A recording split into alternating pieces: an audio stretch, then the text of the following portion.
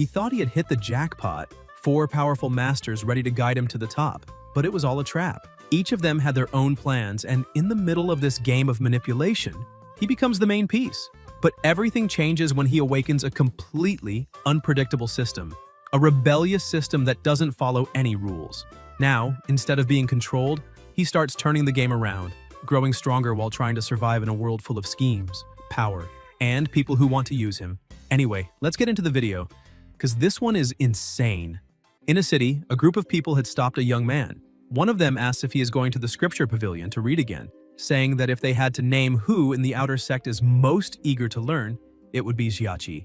Another member of the group says he heard that Jiachi has already read all the books in the scripture pavilion twice and learned 2 secret techniques. Jiachi remains silent, seeing that they are about to start again and apparently are still not tired of it.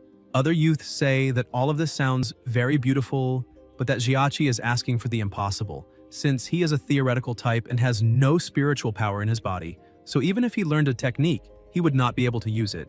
They continue mocking him, saying they had forgotten about that and ask if he is angry, but Jiachi simply keeps walking, saying that he is not crazy. 3 years have passed since he transmigrated to that world and witnessed the patience of Li Yuanxing and his lackeys, who must be very bored to torment him every day. However, this kind of moral harassment is only the tip of the iceberg compared to what he went through as a corporate slave. Yuanxing remains irritated and grabs Jiachi, explaining that he is always bothered by that disgusting face and that he needs to stop pretending, because although he looks very calm, he must be terrified inside. Therefore, he should kneel down and beg Yuanxing to let him go, and maybe he would even give him some scraps later. Jiachi only asks him to let go.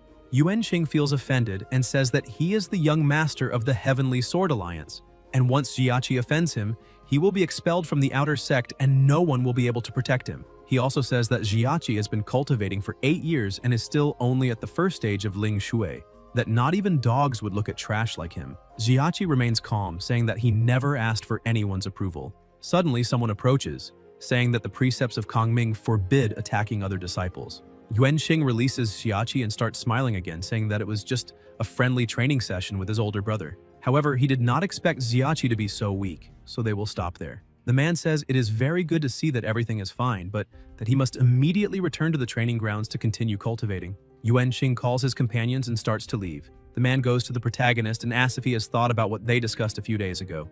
Jiachi ends up averting his gaze as he is not considering that possibility. The man explains that the protagonist has already been in that sect for 8 years and has barely managed to reach the first stage of Ling Shui.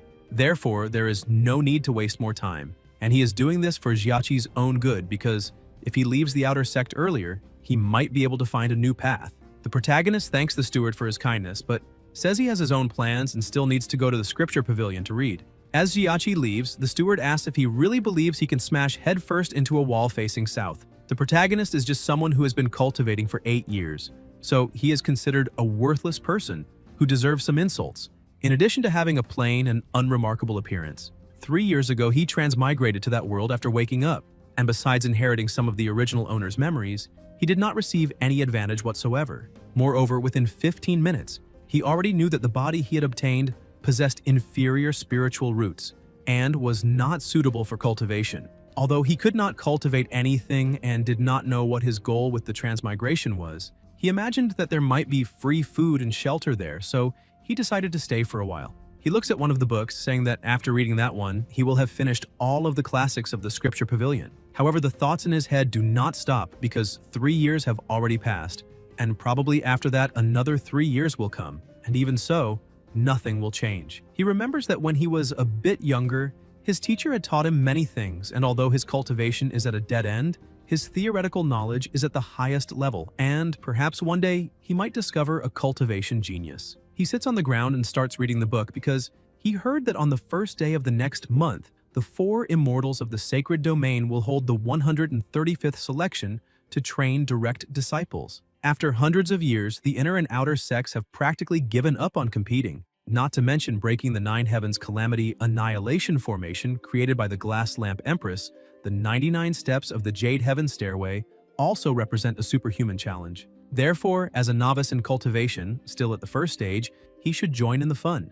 A few hours later, still sitting in the scripture pavilion, he finally finishes reading all the books. Suddenly, a screen appears saying that the Fury system has been activated.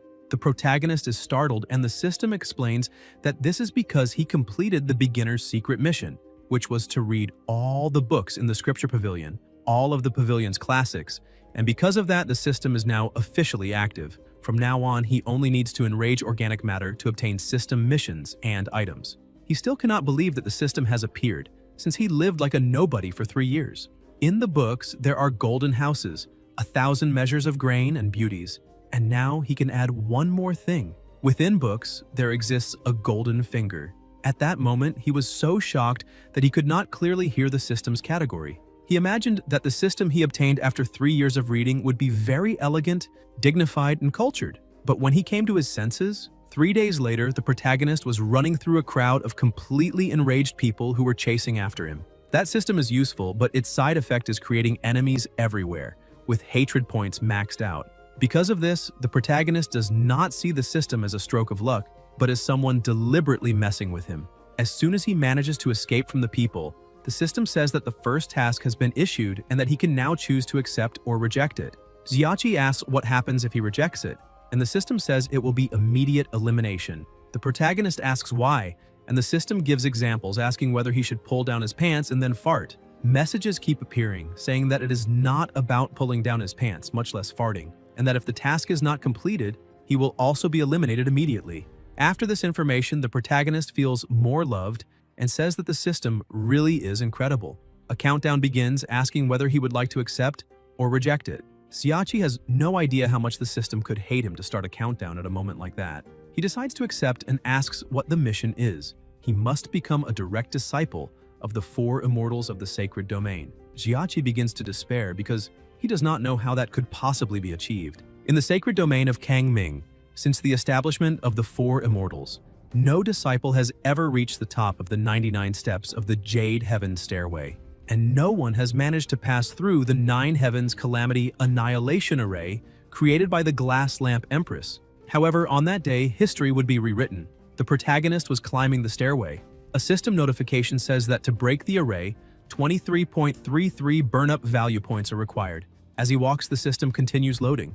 Upon reaching the top, he tries to dissipate the Calamity Annihilation Array. The array begins to crack and a hole is opened. Pressure starts to emanate from within, and something begins to interact with the protagonist's body, sending him flying far away where he lands on the top of a peak. Still lying there, he thinks that he is exhausted and wonders whether that counts as passing the evaluation of the 4 immortals. Suddenly, someone approaches and asks how he did in the evaluation. When he looks up a bit, he realizes that this is the facade of the divine palace of Kangming, and the only people who live there are the 4 immortals of the sacred domain. He sees a girl in front of him and asks who she is, and even though he thinks that she might be a future master, she still looks younger than he is. The girl asks him to answer her question first since his cultivation is only at the first stage, making it impossible to ascend the Jade Heaven stairway, and even if he could climb it, it would be even more impossible to pass the Calamity Annihilation formation made by her elder sister. The protagonist sits up and asks if she did not just see it with her own eyes. The system scolds him, saying that he must speak cautiously, otherwise he will be punished by the heavens and die instantly. The girl remains confused, thinking that this might be because the stairway is a very ancient structure and perhaps is in poor condition. Xiachi simply continues laughing. The girl stands up, saying that she will inform her 3 sisters, and that in the meantime, he must stay there and not move. But he is surprised when he notices the tight clothes the young girl is wearing. She begins to release her power and quickly disappears. While waiting, he starts to wonder what he should say if the 4 masters continue insisting on finding out how he managed to break the seal. The system tells him to look to the side. That is the immortal condensing pool, an ancient divine spring, condensed from the essence of the cold moon. It takes 10 years to form a single drop. It can consolidate essence and protect the spirit with pulsing spiritual energy. Xiachi already imagines what he has to do. He tears off his clothes and jumps into the pool, rapidly beginning to rise in stages. Meanwhile, Julie is already in the palace, and her master asks whether she has met the new disciple yet. She says that she has seen him, and that even though he is handsome, there is a catch. The master asks what catch that is. Another master finds it strange, since Julie usually speaks very directly and is now stuttering. Julie explains that the boy is a bit strange, since he is only an outer disciple at the first stage of Ling Shui. Yet, he still managed to climb the stairway and break the seal. She asks whether that is really possible. One of the masters is impressed and says that, in that case, the new disciple is a predestined one. chosen from among millions. She asks Julie to open her mouth and begins to bring her tail toward Julie's face, but Julie grabs the tail, saying that she suspects the protagonist cheated, or that the Calamity Annihilation Array is old and damaged. Another master says it is impossible for the Calamity Annihilation Array to be flawed, but Julie insists, saying she only wants to express just how absurd that boy is. However, the others continue saying that he passed the assessment, so he is their disciple, and that they cannot wait to meet the new disciple. Sometime later, Julie returns to where she had found the protagonist, but he is no longer there. She starts looking around since she had told him not to run off. Suddenly, he emerges from the water, making Julie curious. Xiachi smiles, saying that she finally came back and that, moreover, the other two masters have also arrived. Julie remains furious, asking how he dared to bathe in the immortal condensing pool. He notices that she is angry and apparently has an unstable temper, but he comes up with a good idea. He starts drying himself and asks what the problem is with staying in the pool, since it is very clean because he bathes every day. Besides, he's not just getting wet, but actually scrubbing himself. He notifies the system that he is risking his life to enrage others, so he cannot be left hanging. Julie grows more and more irritated. Because of this, the system congratulates him, saying that he enraged the sword goddess Julie Yan Yue and gained 9,000 fury points. In addition, due to his shamefully despicable behavior, the system will also grant a divine-level cultivation method. Bare-handed disarmament can completely resist any attack. The cooldown is 7 days and the duration is 15 minutes. Xiachi becomes irritated with the rewards he received, asking whether the system is really being serious. The system says that whoever uses it will know. However, the protagonist remains disappointed, saying that the system said from the very beginning that it attracts hatred and that the reward depends on the degree of provocation. Standing before him are the 4 immortals, so he should at least obtain a more impressive cultivation method, such as an almighty push or something like that. The system reprimands him again, telling him never to underestimate the judgment of the system itself. Julie asks what he is muttering to himself and orders him to get out of the pool immediately. Xiachi shouts that he is already getting out and stands up. The masters realize that the only small thing about the protagonist is his cultivation, and that he truly is the chosen one among millions. Julie tightly covers her eyes, questioning who told him to stand up like that, and says that if he does not get dressed within half an hour, he will be punished. The protagonist continues provoking her, saying that it was she herself who told him to stand up and asking whether he is behaving well. Julie becomes even more irritated, saying that she would never have a disciple like him and, already out of patience, begins to grab her sword, gathering an enormous amount of energy, which she releases in a furious strike, even as one of the masters tries to stop her. Xiachi becomes worried when he sees the sword flying toward him, like death approaching. He remembers the ability he just received and decides to bet everything on it. Using bare-handed disarmament, the sword hits its target. Julie cannot believe what she just did. Xiachi is holding the sword with his bare hands.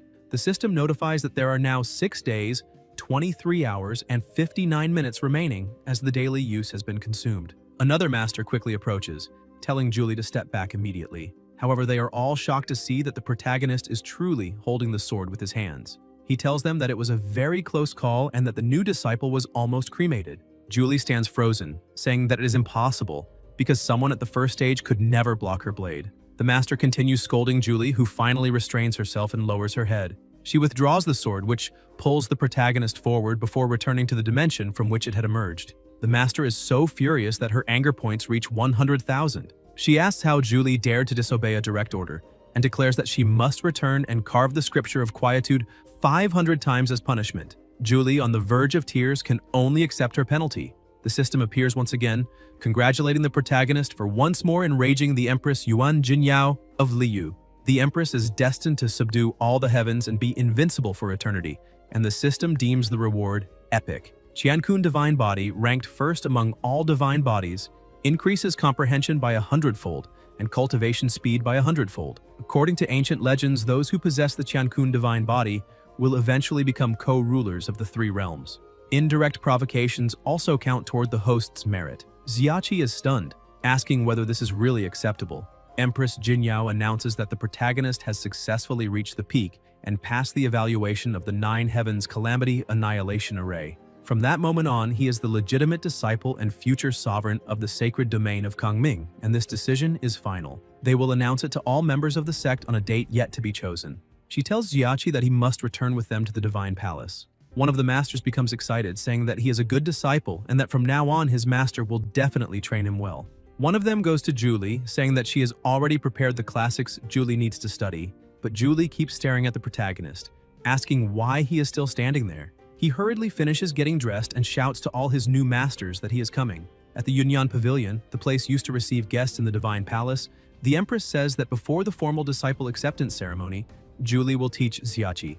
Julie becomes indignant, asking why it has to be her, pointing at him and saying that Jinyao knows her very well and knows she is not good at teaching. The Empress says that precisely because of that, since they do not get along, they need to temper each other's personalities. Moreover, it has already been decided that Julie will take him to familiarize himself with the Divine Palace, so she will not need to complete the task she had been assigned during these days. Julie, though sulky, ultimately accepts Jinyao's decision. She stands up and calls the protagonist, saying it is time to go. He bids farewell to Jinyao and begins following Julie, thinking this will be great, since that girl is very fiery and easy to provoke. However, one of the masters grows worried, saying that Julie is very straightforward and simple, and perhaps not the best choice to train the new disciple. The Empress replies that the Divine Palace has remained deserted for many years, so they must seize this opportunity to inject some vitality. The blue-haired master agrees, saying the idea is actually quite good. The pink-robed master says that the little disciple hides some secrets, so his future life will certainly be interesting, and she is very eager to see the outcome. Meanwhile, outside, Xiachi asks who built the Divine Palace, when she became one of the 4 immortals, and whether it is possible that the second master is really a fox. He also asks why she is not answering any of his questions. Julie merely replies that she does not know and takes a deep breath, because he is extremely annoying. She begins introducing the place and says that this is the Changyun Pavilion, where books are stored. The protagonist looks at the pavilion with interest, since he has already read almost all the books in the Outer Sex Scripture Pavilion, and perhaps this is a good time to look at new classics. He asks whether he can go in to take a look, but she refuses, saying that they must first finish touring the place since she still has homework to do and no time to waste on him. In another area, she shows him the Joxiao Hall, designated for meditation, followed by the Yuyang Pavilion, which is the eldest sister's private residence. For a moment, he realizes his thoughts have wandered. Julie, still doubting the protagonist, points out that her sisters believe he is a predestined child, but she truly does not believe that. The system warns that it is always watching, so he cannot say anything foolish. He tries to change the subject, asking whether the main objective is not to tour the Divine Palace. Julie answers yes, but says she only shows places to true direct disciples, and that if the protagonist used despicable methods to pass the evaluation, he will face severe consequences. She asks whether someone at the first stage of Ling Shui could possibly withstand one of her attacks, since she is already in the spiritual refinement realm, 6 realms and 54 stages above the protagonist, so she is not a fool. Xiachi simply smiles and says that he truly is a child of destiny. However, he realizes that the girl is suspicious of his bare-handed disarmament, but she has no proof. Julie asks if he is serious, and even without knowing what she is planning, he answers yes. The girl starts walking, saying that they have plenty of time to verify it because she is genuinely curious to see how long the good fortune of this so-called predestined child will last. Xiachi says that if girls get irritated too often, they end up entering menopause earlier than normal, but Julie asks what menopause is. He begins to explain that it is a terminal disease, and those who suffer from it often show repressed emotions, growing anger, insomnia, acne outbreaks on the face, and even baldness. And worst of all, people can start growing beards and develop flat chests. He adds that hers is already not very big, and combined with her temper, it might be very difficult for her to get married. Julie becomes completely furious again, gaining 5,000 rage points. She grips her sword and tells him that the day she shrinks will be the same day he shrinks as well. Xiachi gets worried and tells her not to forget what the Empress instructed, because she needs to be careful not to anger her again. Julie tries to restrain her rage, saying that this is very good, since he learned very quickly how to use the elder sister's name to pressure her. He smiles and says that he learned everything that is useful. However, he realizes that this crazy girl cares a lot about breast size, gaining another 5,000 rage points. She does not seem too worried about the threat, which shows that she is the type of person who cares more about physical form. Now that he has this information, he gets a great idea. He calls out to her and says that it is not a problem for her chest to be small since it matches her flat butt. This time, she becomes so enraged that the rage points jump to 10,000. She starts grabbing her ruler, saying that she will use ruler amplification and make it even bigger. With a shout, she declares that no one in this world will be able to save him now. Seeing death approaching, he starts running, and she yells at him to stop running because he has nowhere to go. The next day, inside his room, the protagonist is sleeping when Julie kicks the door open, shouting for him to wake up. Xiachi explains that doors are meant to provide privacy, and that when someone wants to enter, they knock and call out. But Julie simply ignores him, since they have not even seen half of the Divine Palace yet. She tells him to get up quickly so they can continue. The protagonist starts getting dressed and runs outside, asking her to wait a moment, but he's already planning to irritate her again. He asks if she is still angry about what he said regarding her small chest. Julie goes to the blue-haired master and says that she can no longer teach such a disobedient disciple. The blue-haired master tries to comfort her, saying that the protagonist is still very young and that there is no need to argue with a child. Xiachi takes advantage of the situation and says that this is all true since he is still a child, so how can she bully a poor child? However, Julie does not consider him a child and says that he just needs to wait and see what lies ahead. The blue-haired master tries to calm her, saying that cultivators should avoid impatience, and asks her to remember what the elder sister said yesterday. She also tells the protagonist that he is a good disciple and must remember never to disrespect his master, asking if he understands.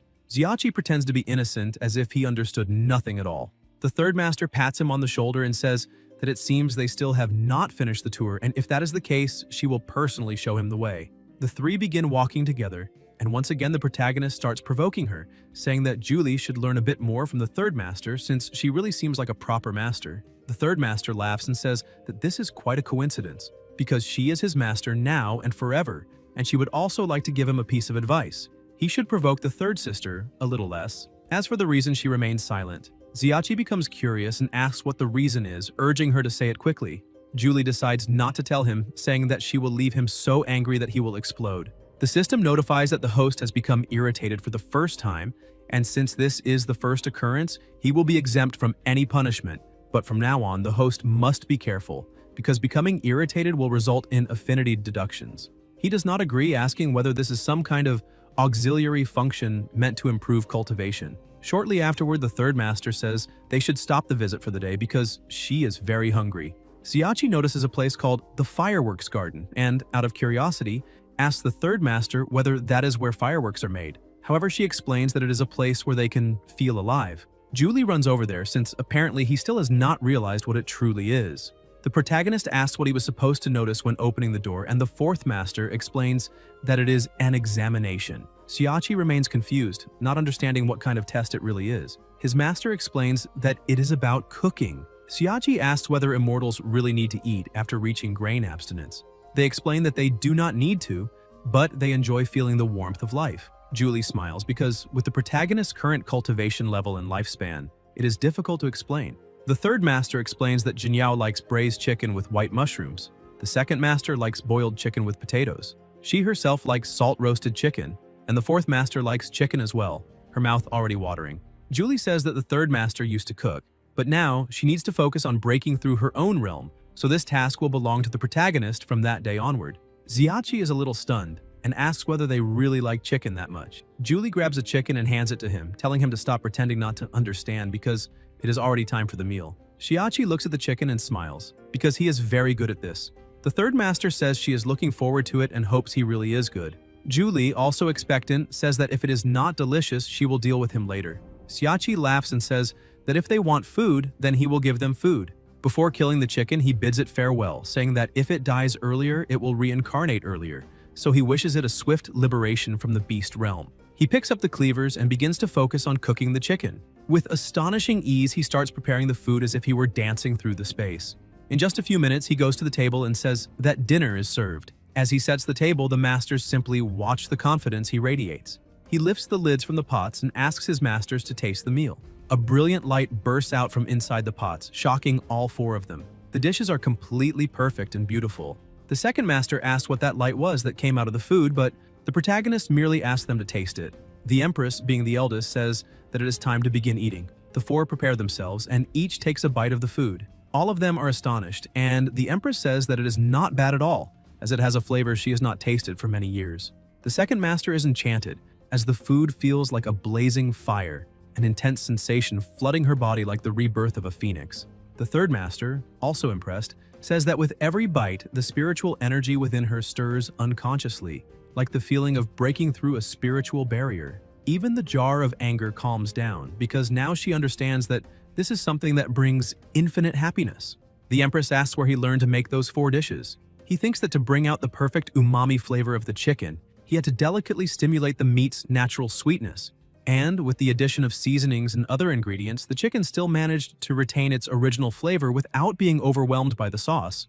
But he chooses to keep this secret and says that it is simply love. The second master goes over to him, calling him little disciple, and says that she is very happy. Xiaoqi asks Julie whether he is qualified now, but she merely tells him to sit down and eat, and after finishing, return to his room and cultivate diligently. Sometime later, already inside his room, he stares at the system while thinking that, based on the information he has, provoking others grants points. But he himself cannot be provoked, because if that happens, he will lose a large amount of fury points. However, he cannot understand the logic behind this or the true purpose of the system, and it is possible that it is trying to make him detach from desires and material possessions. While examining the system's functions, he notices that some are still unavailable and decides to ask the system which functions are currently active. The system says that the basic functions already allow him to unlock the shop. Xiaoqi becomes excited and asks what kind of city he will be able to buy. The system asks the host what he would like to do. He says that he needs to be able to attack from a distance of 7 steps, and do so even faster, and also be able to act within 7 steps. But he's very curious to know whether technology is stronger than immortal techniques, so he asks the system to tell him whether such a thing exists or not. The system replies that it does, because exchanging for corresponding items consumes equivalent points. For example, a large-scale weapon of mass destruction, like an atomic bomb, could require an astronomical amount of points. Xiaoqi asks which is more powerful, an atomic bomb or the Elder Master, but even the system cannot answer, as it lacks sufficient data for such a comparison. Jin Yao suddenly appears and says that she is an atomic bomb. The protagonist is startled and asks what she said, but the first master simply changes the subject. He remains uneasy, wondering if he is overthinking things and whether perhaps she is as well. Jin Yao holds a talisman in her hand and says that she originally planned to give him the illusion song talisman before the meal, but ended up being interrupted by the delicious food. That talisman is proof that he has become one of the 4 direct disciples and can protect him at critical moments. Xiaoqi lets out a sigh of relief, realizing that he must indeed have been thinking too much, since there was no way that could really be possible. He takes the talisman and thanks her for the gift. Jin Yao adds that an atomic bomb is not as powerful as she is, and that if he wishes, she will let him experience it someday, so he needs to work hard. Xiaoqi feels a little confused, but the first master simply tells him to rest well, because there must be many things he still wants to know, while she still needs to meditate. The Empress then teleports away, leaving the protagonist alone. He thinks about her words, about an atomic bomb not being as powerful as her, and that he could experience it someday, clearly feeling that there is more to that statement than meets the eye, and perhaps she does not even know what an atomic bomb truly is. The next day, in front of the Pavilion of Starry Clouds, Xiaoqi was wondering what the name of the library they had mentioned the day before was. This was all Julie's fault, since she had not been a very good guide. On the other hand, she was chatting with the third master, saying that she had thought of a few things to say that would make the protagonist explode with anger. The third master said that she might fail before even starting, and suggested that the two of them have some tea to calm their minds. Xiaoqi began to open the door, since it had been a long time since he wanted to see the Divine Palace's library, but as soon as he opened it, he was surprised when something appeared in front of him, grabbed him, and pulled him inside. The second master asked if he needed anything from her. The protagonist pretended to be surprised, and she noticed from his tone of voice that he seemed a little disappointed. Xiaoqi tried to explain, saying that it was not quite like that, since he had only wanted to find some cultivation techniques in the library to study, and because he was not yet familiar with all the paths, he ended up getting confused and arriving there. Besides, that place was very pleasant, and was included in his sightseeing route. The second master began to approach, asking if he really liked learning that much. The protagonist smiled and said yes, but he had a bad feeling that something was about to happen. Getting even closer, she asked why he was dodging, and whether it was because she was so ugly that she had scared him. Xiaoqi began to praise her, saying how beautiful she was, that a single glance would be enough to conquer cities, and that with a second glance she could conquer nations. Her tail began to appear, and the protagonist was surprised, asking if that was how she appeared because it was very cute. The second master said that when she was in a good mood, her tail ended up appearing, and she had not expected her little disciple to be so eloquent. Making a proposal, she asked whether he would like to praise her a bit more, and if he managed to make her happily reveal her 9 tails, he would be rewarded with some treasures. This proposal sparked the protagonist's curiosity, and he asked what those treasures would be. Showing the elixirs in the cabinet, she explained that all of them had been refined by her personally. Some could strengthen essence, while others nourished the spirit, not to mention that some could prolong life and even help in breaking through barriers. In any case, whatever he wanted, his master would provide it. Xiachi prepared himself, saying that he would try without any shame and would start with a poem. He stood up using all of his captivating beauty and began to recite, "Like garments, like a face of flowers, in the spring breeze, on the threshold of the door blooming with grace. If not fresh, on the mountaintop, we shall meet beneath the terrace." The second master's face turned rosy and her eyes sparkled and the tails began to appear. The protagonist was surprised to see that the poem worked. Moved, she said that the poem really was beautiful. Xiachi knelt down, holding her hand, and with a steady gaze emphasized that the poem might be beautiful, but it could not compare to the beauty of a goddess like her. With a smile on her face, she called him a brat and asked whether he really wanted to provoke his master. With one of her tails, she grabbed him. The protagonist was startled and questioned what she was doing. With a suspicious look, the master said that he had been flattering too much and therefore needed to be taught a good lesson so that he would learn to respect his master. Xiachi asked her to give the reward first and then teach him, because that way he would learn with more enthusiasm. She agreed and simply withdrew the tail and the embrace, saying that she would reward him first. Then she began to ask which one he wanted, saying it could be the purple bottle since any of them would do. He thanked his master for her kindness. However, she grew curious about why he wanted to learn the conversion technique, since he could learn illusion techniques from his master. The illusion techniques of the nine-tailed fox were interesting, which made him excited and eager to learn, thinking that even if he did not learn everything, he might even learn while sleeping. A short while later, Julie looked at that situation and asked the second master what she was doing. Xiachi was sleeping while rolling around on the floor, calling out the second master's name. Julie continued to question why the protagonist seemed so dazed and whether she had used some illusion technique on him. The second master merely smiled and said she did not know, but soon after revealed that she was teaching cultivation techniques and asked whether Julie wanted to join. Julie says there is no need because if she mixes the trainings, the protagonist might suffer an IQ deviation. Besides, the Empress told her that the protagonist was at the Starry Cloud Pavilion and asked her to show him the place. With no patience to wait for him to wake up, she calls him affectionately, with all the care in the world. Xiachi gets up saying that apparently his kidney has switched places with his heart from the force of the kick.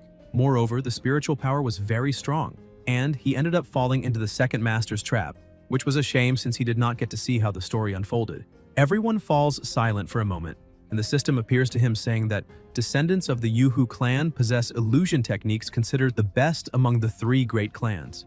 Julie, curious, asks what he saw in the illusion just now, but the protagonist says it was nothing since they interrupted his moment. Respectfully, he asks the second master to teach him illusion techniques another day. She emphasizes that she will give her all to teach him, and the protagonist is surprised, thanking her once more before taking his leave. As he walks out, he remembers that she had told him to feel free to choose any red bottle. However, he should not touch the purple bottles. He grows curious about what kind of elixir is inside those purple bottles and looks at the Starry Cloud Pavilion, thinking that he feels a bit of regret. Julie shouts at him not to dwell on the past because they need to go. As they walk through the place, Julie praises him, saying that the chicken he prepared the day before was very good. The protagonist is surprised, thinking she is trying to please him, but his master denies it, saying it is true, and that she simply decided not to bother with him anymore. Xiachi falls silent, looking at her. Julie becomes a little uncomfortable and asks why he is standing there staring. He thinks that he can hardly wait to get back at her, and with a smile on his face says that it is nothing. However, he realizes that there is something strange about her behavior and that she's probably planning some kind of trap. He asked her to show the way as he would like to visit the library. Julie notices that he is acting strangely and questions whether he is planning something bad. Xiachi keeps thinking that even if she wants to ambush him, it will not work, because he will leave her sitting until her legs go numb. In a friendly and polite manner, he says that the disciple only wants to find the library as quickly as possible, and once again asks her to show the way since she had said she would guide him. Just this calmness is enough to irritate her.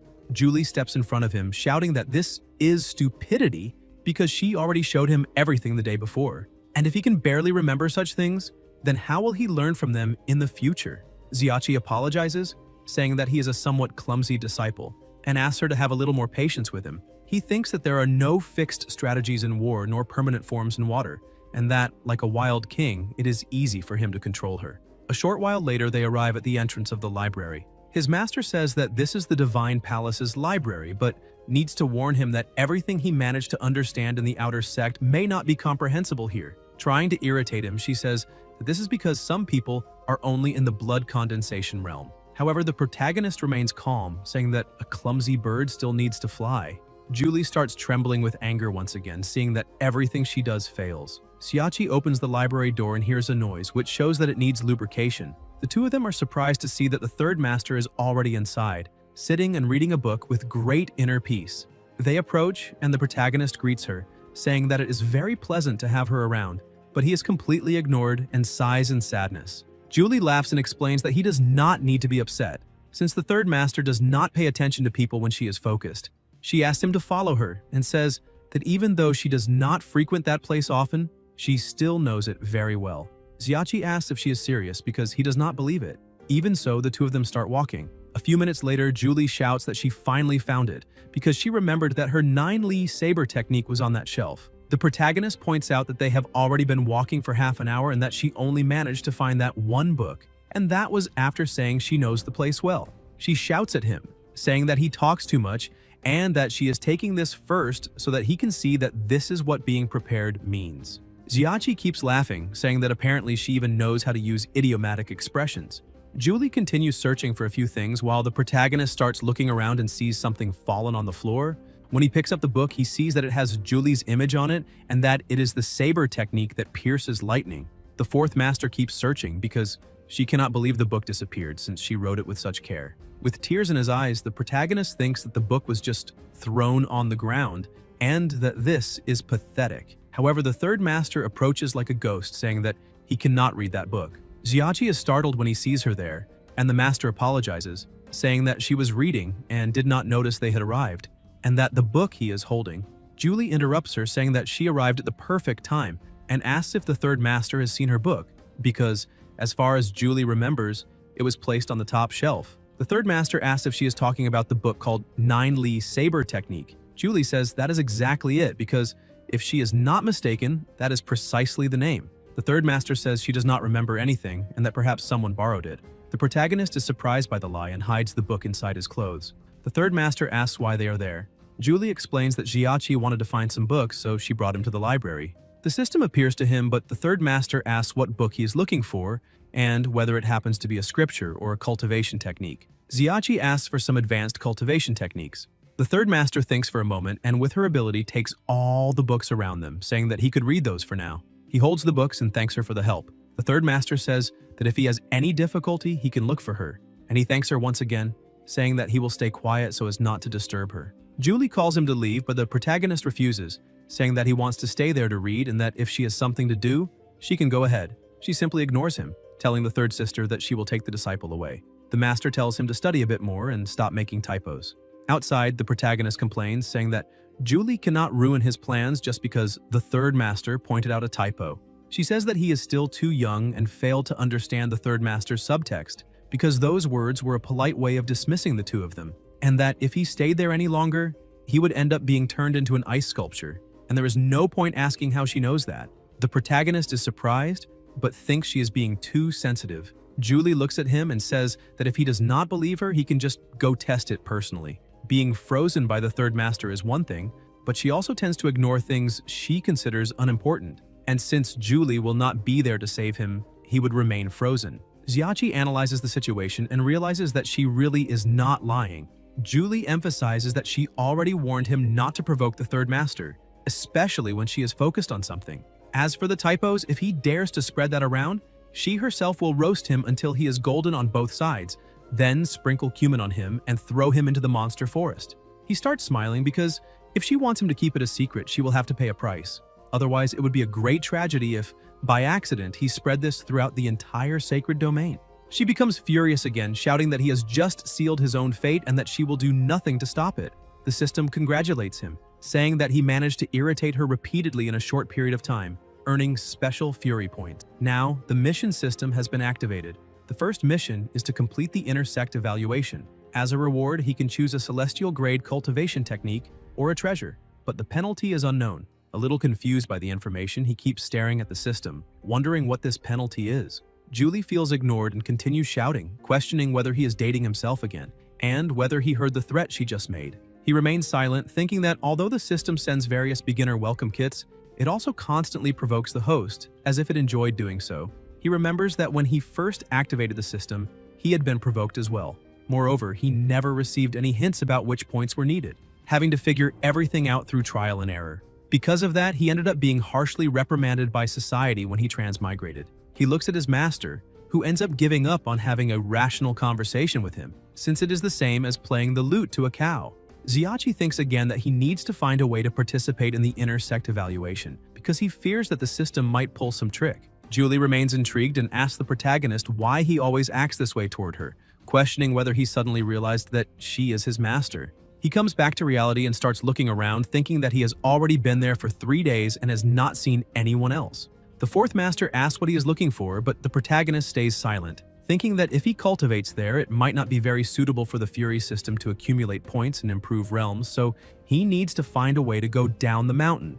Julie begins to lose her patience and shouts at him, asking whether he's really going to keep pretending he's not listening. He apologizes, saying that he has just realized something, and she becomes a little confused, not understanding what he means. The protagonist says that women only hinder his speed when drawing the sword, and that for some time now he has felt that the Empress's arrangement was far too perfect.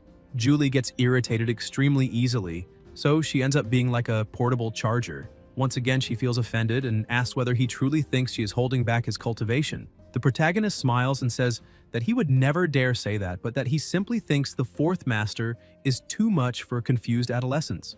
He starts celebrating when he sees that his provocation is working.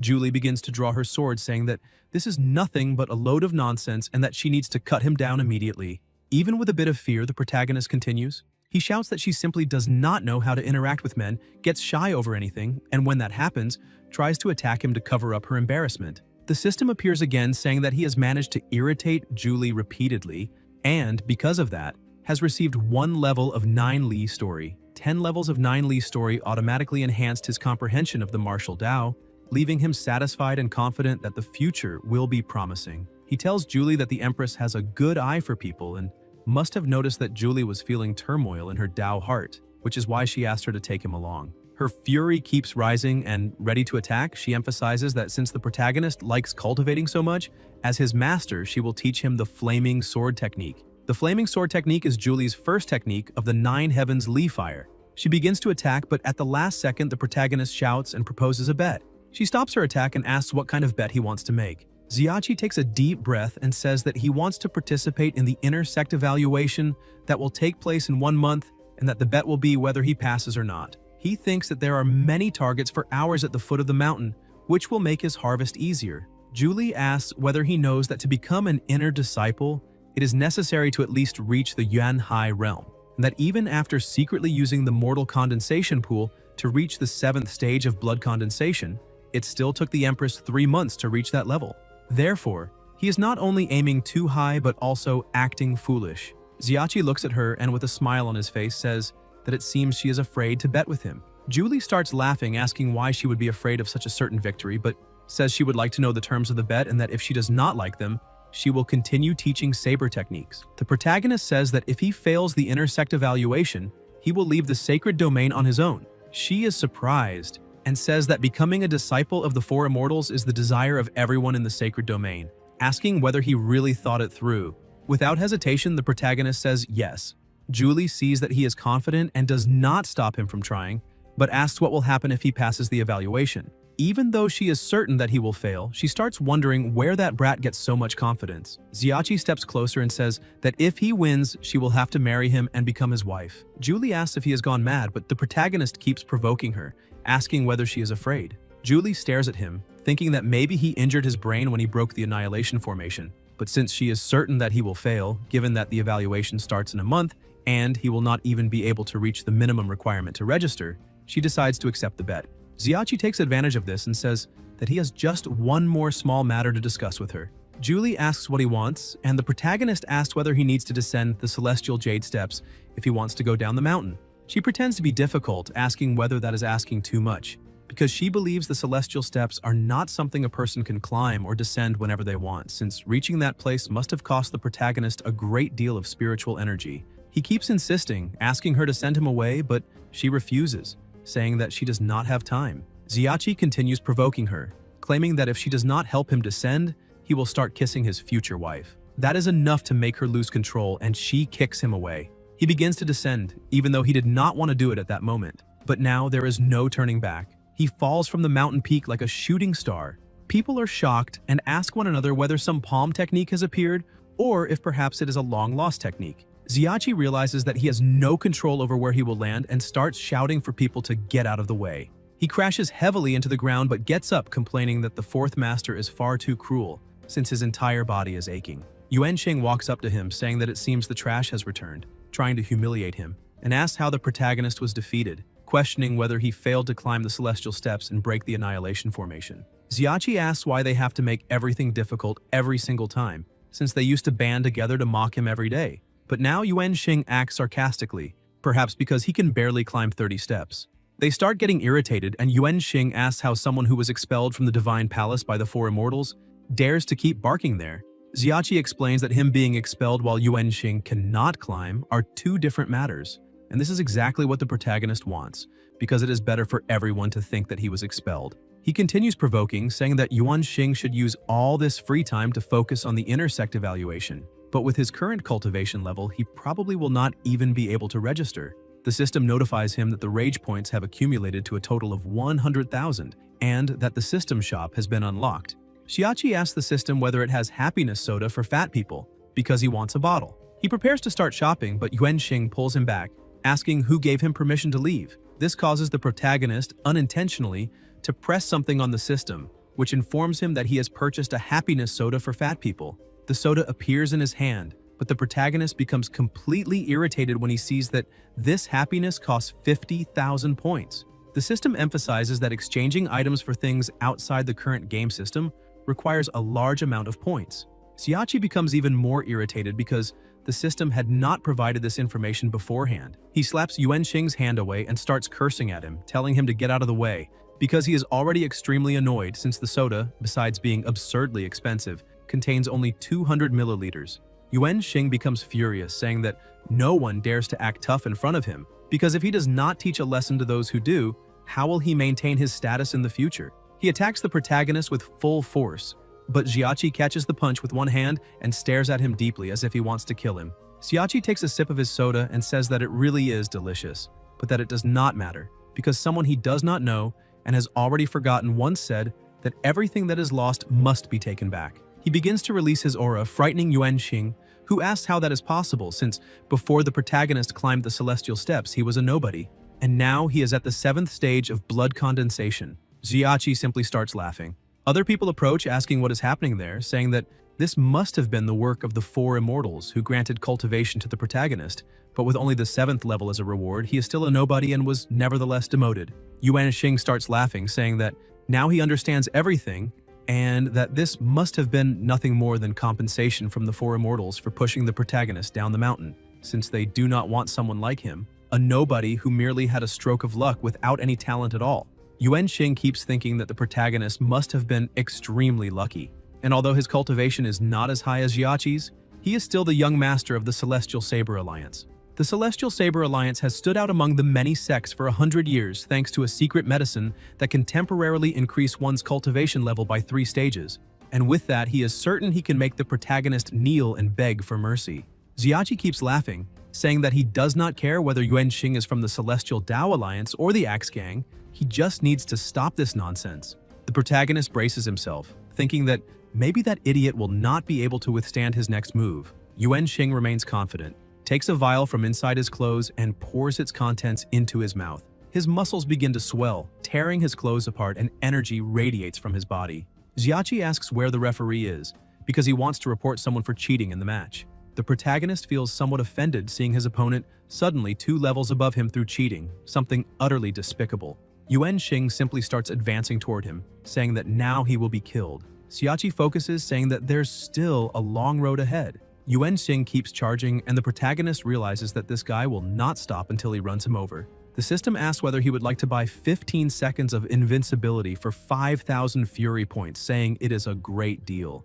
Xiachi asks the system whether it is really trying to take advantage of the situation, but the system scolds him and tells him to speak cautiously. Yuanxing grows even more enraged, asking how Trash dares to get distracted in the middle of a fight and declaring that now he will be crushed like minced meat. The protagonist shouts for the system to redeem, begins his beautiful transformation like a princess, and activates the golden body. Yuanxing continues attacking with all his fury, but Xiachi remains motionless, saying he would like to see whether the attack will at least tickle him. However, something suddenly happens, stopping their fight. The second master appears, stepping on the protagonist's shoulder. She points out that the laws of the sacred domain forbid attacking brothers of the same sect, and that apparently everyone has completely forgotten this rule. Xiachi looks up, enjoying a privileged view, but then starts crying when he realizes he wasted 5,000 points for nothing. She walks over to Yuanxing, saying that within the sacred domain, the Celestial Saber Alliance will not go very far, and that now he will receive a small punishment. He is slammed into the ground and falls into a portal that makes him disappear. Xiachi is impressed, and the second master asks whether he truly is not afraid of being beaten to death. The protagonist explains that he is currently playing the role of a fallen outer disciple expelled from the Divine Palace by the Four Immortals, and that if she keeps acting like this, she will ruin everything. The two of them start coordinating the act, and she pushes him and throws herself onto the ground, saying that her heart is deeply sorrowful. The protagonist did not expect her to get into character so quickly. All the other sect members explode with rage, questioning how he dares to do such a thing to the goddess Miyu. She had just saved him, and this is how he repays her.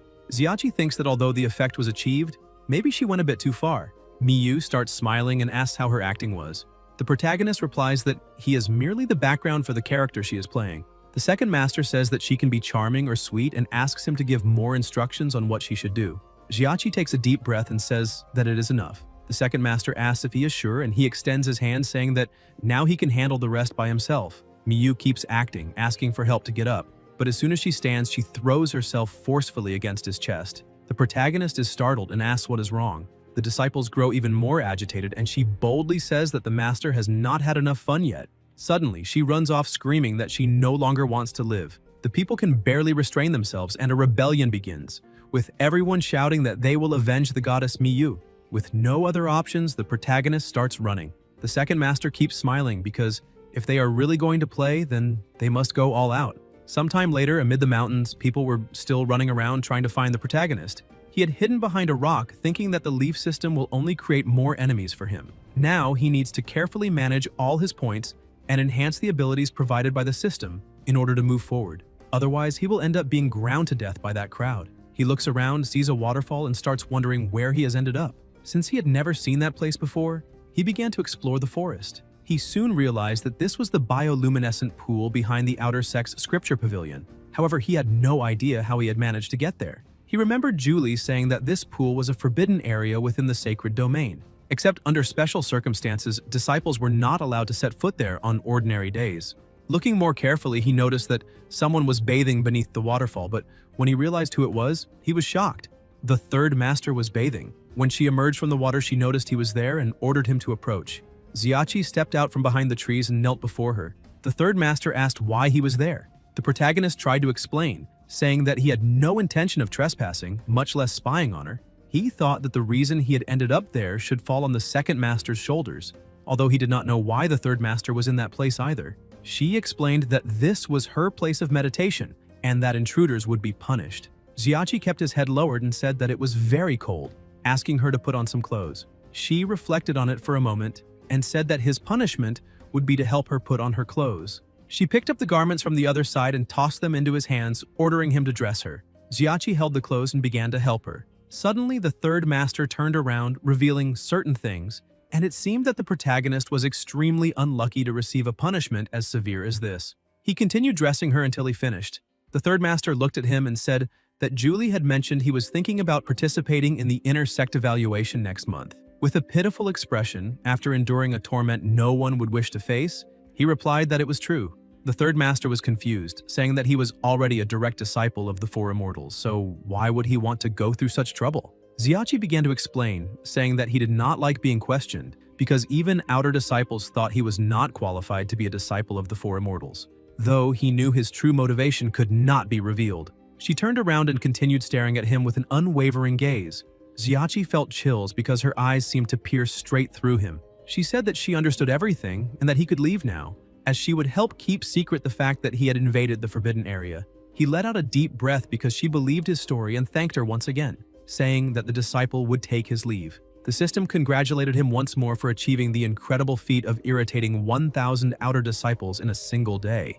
Even he could hardly believe he had angered so many people. The system said that the travel function would be unlocked soon, and that the specific travel time would be determined by the system itself. With this, he would be able to acquire items and abilities from other worlds. A few seconds later, the progress bar reached 100%. The reward was so good that Jiachi was surprised, saying that now he could trust the system. Yuanxing, who had received the punishment, was teleported into the sky in the middle of nowhere and fell into a mountain. Completely humiliated, he told the protagonist to wait just a little longer because one of the two would die. In the Spiritual Cultivation Hall, a formation specifically created by Empress Jinyao for cultivating disciples of the sacred domain, the protagonist stood in the middle of the line, thinking that for every floor added to the hall, the spiritual pressure endured during cultivation increased tenfold. In other words, the spiritual pressure on the 18th underground floor was an astonishing 180 times greater than normal. Old Zhang Tilin was the deacon of the Spiritual Cultivation Hall. He asked the next person to step forward and Jiachi presented himself. Tilin asked him to state his name, realm, level, and duration. The protagonist felt a bit embarrassed, thinking that this way the old man would publicly expose others, but replied that his name was Jiachi and that he was currently at the 7th stage of blood condensation, 5.5 inches, which was equivalent to about 18 centimeters. Tilin asked whether he meant 5.5 feet. The protagonist was confused, thinking that if he really wanted to ask about height, he should simply ask about height and not mention length. Tilin said that for the 7th stage of blood condensation, he needed to go to the 2nd floor and that if he could not endure it, it would be best to give up immediately and not push himself too hard because otherwise he would, at best, be crippled, or at worst, explode. However, the protagonist feels a little worried and asks whether the 2nd floor will not be too easy, since he has the inner sect evaluation the following month and needs to reach at least the Yuanhai realm. The old man explains that Zhang Zonglin, the genius who took 1st place in last year's inner sect evaluation, only dared to challenge up to the 3rd floor. On the other hand, the protagonist is not exactly young and is only at the 7th stage of blood condensation, so there is no need to throw his life away trying to improve his realm. The people behind him comment that even though he was banished by the 4 immortals, he does not need to seek death, because it is better to live a miserable life than to die. However, all of this is his own fault for challenging the celestial stairway. Now he cannot retreat, and being expelled from the sacred domain means having his life ruined. Jiachi thinks that Yuanxing's 3 lackeys perfectly inherited their master's genetic traits. Li San calls out to the protagonist, saying that with the cultivation he obtained thanks to the 4 immortals' mercy, he cannot even pass the 1st floor, so going up to the 2nd is already more than his credibility can handle. Wangxi says that the kid was always a waste and probably does not even understand the importance of body refinement and will die before being able to use that cultivation. Zhang Shuai, looking at himself in the mirror and imagining how handsome he is, tells everyone to talk less, because the protagonist is different from them since they climbed up by themselves step by step. But Jiachi does not let it slide and says that they really are incredible because they have been climbing for so many years and are still stuck at the initial stage of blood condensation. On top of that, Shuai should stop staring at the mirror since his butt is growing all the way to his chin and will end up scaring people. Jiachi thinks that those people are practically offering themselves up for him to provoke, so he will not hold back. The 3 fall silent, staring at him. He does not retreat and asks what happened and whether they have already run out of words. But that expression is exactly what he wants, because only when they get angry can he accumulate points. Shuai starts smiling and says that the kid cannot argue with them and is therefore stooping to personal attacks, but they will not lower themselves to that level. Wangxi tells Jiachi that he understands nothing about aesthetics, because Shuai's appearance is considered sexy. This answer shocks the protagonist when he realizes that those people are not angry, and it seems he can no longer harvest those garlics per ounce, because after just 1 day they have already become immune. The system notifies that the planar displacement function has been activated and that the planar travel function is also active. Jiachi asks what is going on. The system informs him that the host will be teleported to Drum Mountain shortly. He begins to be teleported, even while complaining that it was too fast, and thinks that this mountain is probably the mountain of the 18 dragon tribes. The system reports that the teleportation is complete, and in the middle of nowhere, the protagonist wakes up. This is Dragon Tribe 18, and he is the future master of Lingju Palace. Shuju, the soul replacement, has been successfully completed, and the memories of the original host have been synchronized with him. The objective of this traversal is to accumulate 5,000 Fury points. The original host accidentally solved a chess puzzle and is about to inherit the Northern Profound Divine Art. However, he encounters a small problem. Jiachi stands up in surprise because if he manages to inherit the Northern Profound Divine Art, he will be able to withstand the spiritual pressure of the 18th level of the Spiritual Cultivation Hall. He hears a noise and when he looks back sees his beloved master. He jumps up and introduces himself as Juju, an obedient disciple. His master says that he is so ugly that it gave him a big scare. The master asks whether it was he who solved the chess puzzle and remarks that apparently he has some ability despite being ugly. However, he does not know whether the ugliness will affect the efficiency of the northern profound divine art. Juju starts complaining, saying that the master is an idiot for breaking a good leg, since that is completely immoral. But the master asks the reason for all this, since he is about to transmit the northern profound divine art and cannot even comment on the successor's ugliness after having already expressed his admiration. Master Wu Yazi, known as the universally acknowledged visualist of the 18 dragon tribes, still cannot believe why the protagonist is so ugly. The Saitama of cheap beer asks his master why he is sighing, saying that he only wanted to hear about him and his reputation. But now, seeing him in person, he realizes that the name truly reflects who he is. Yazi says that this is far too much audacity for someone without hair and asks him to elaborate on that statement. Ong from Avatar sits down on the ground since he has always been curious about what the name Wu Yaji means, and to mock him begins imitating his master. Yazi becomes furious and asks what that mosquito airport is talking about. Juju explains that he only meant that his master is so old that he helped Noah build the ark. Yazi grows even more agitated, saying that the protagonist's lack of respect is as great as his lack of hair, and that he is so ugly he looks like a thumb. This was, in fact, Juju's plan from the very beginning to accumulate rage points. He says he is ugly because the Buddha does not care about appearance. In the end, Bodhidharma shaved his head and no longer needed Piaoru. His master starts shouting angrily, telling him not to say things he does not understand and to explain better what he means by those words. The protagonist tries to explain, saying he will start from the beginning. He solved the chess problem, and after that he encountered Yazi, who should pass the power on. After finishing passing on all the power, they can talk about hair and the old man drinking porridge. The protagonist thinks that everything he said is painful and that he first needs to ask about the possibility of passing on the power because if the master were to die of rage, it would be an enormous loss. The master understands the situation and shows the blue-covered book on the ground. That is his personal book, containing his experiences and reflections from the past decades, so the protagonist can read it calmly. However, it took him decades to cultivate the divine art, and for someone with the protagonist's aptitude, it would probably take around 30 years. With all that time, if he encounters something that requires the master's guidance, it might already be too late. However, if Juju admits that he is a bald, ugly idiot, then he can pass the power directly, sparing himself the trouble of using that bald head. The protagonist refuses to back down and shows 4 fingers. The master asks whether he really plans to learn it in 4 years, because even if he manages it, he might not be able to wait that long.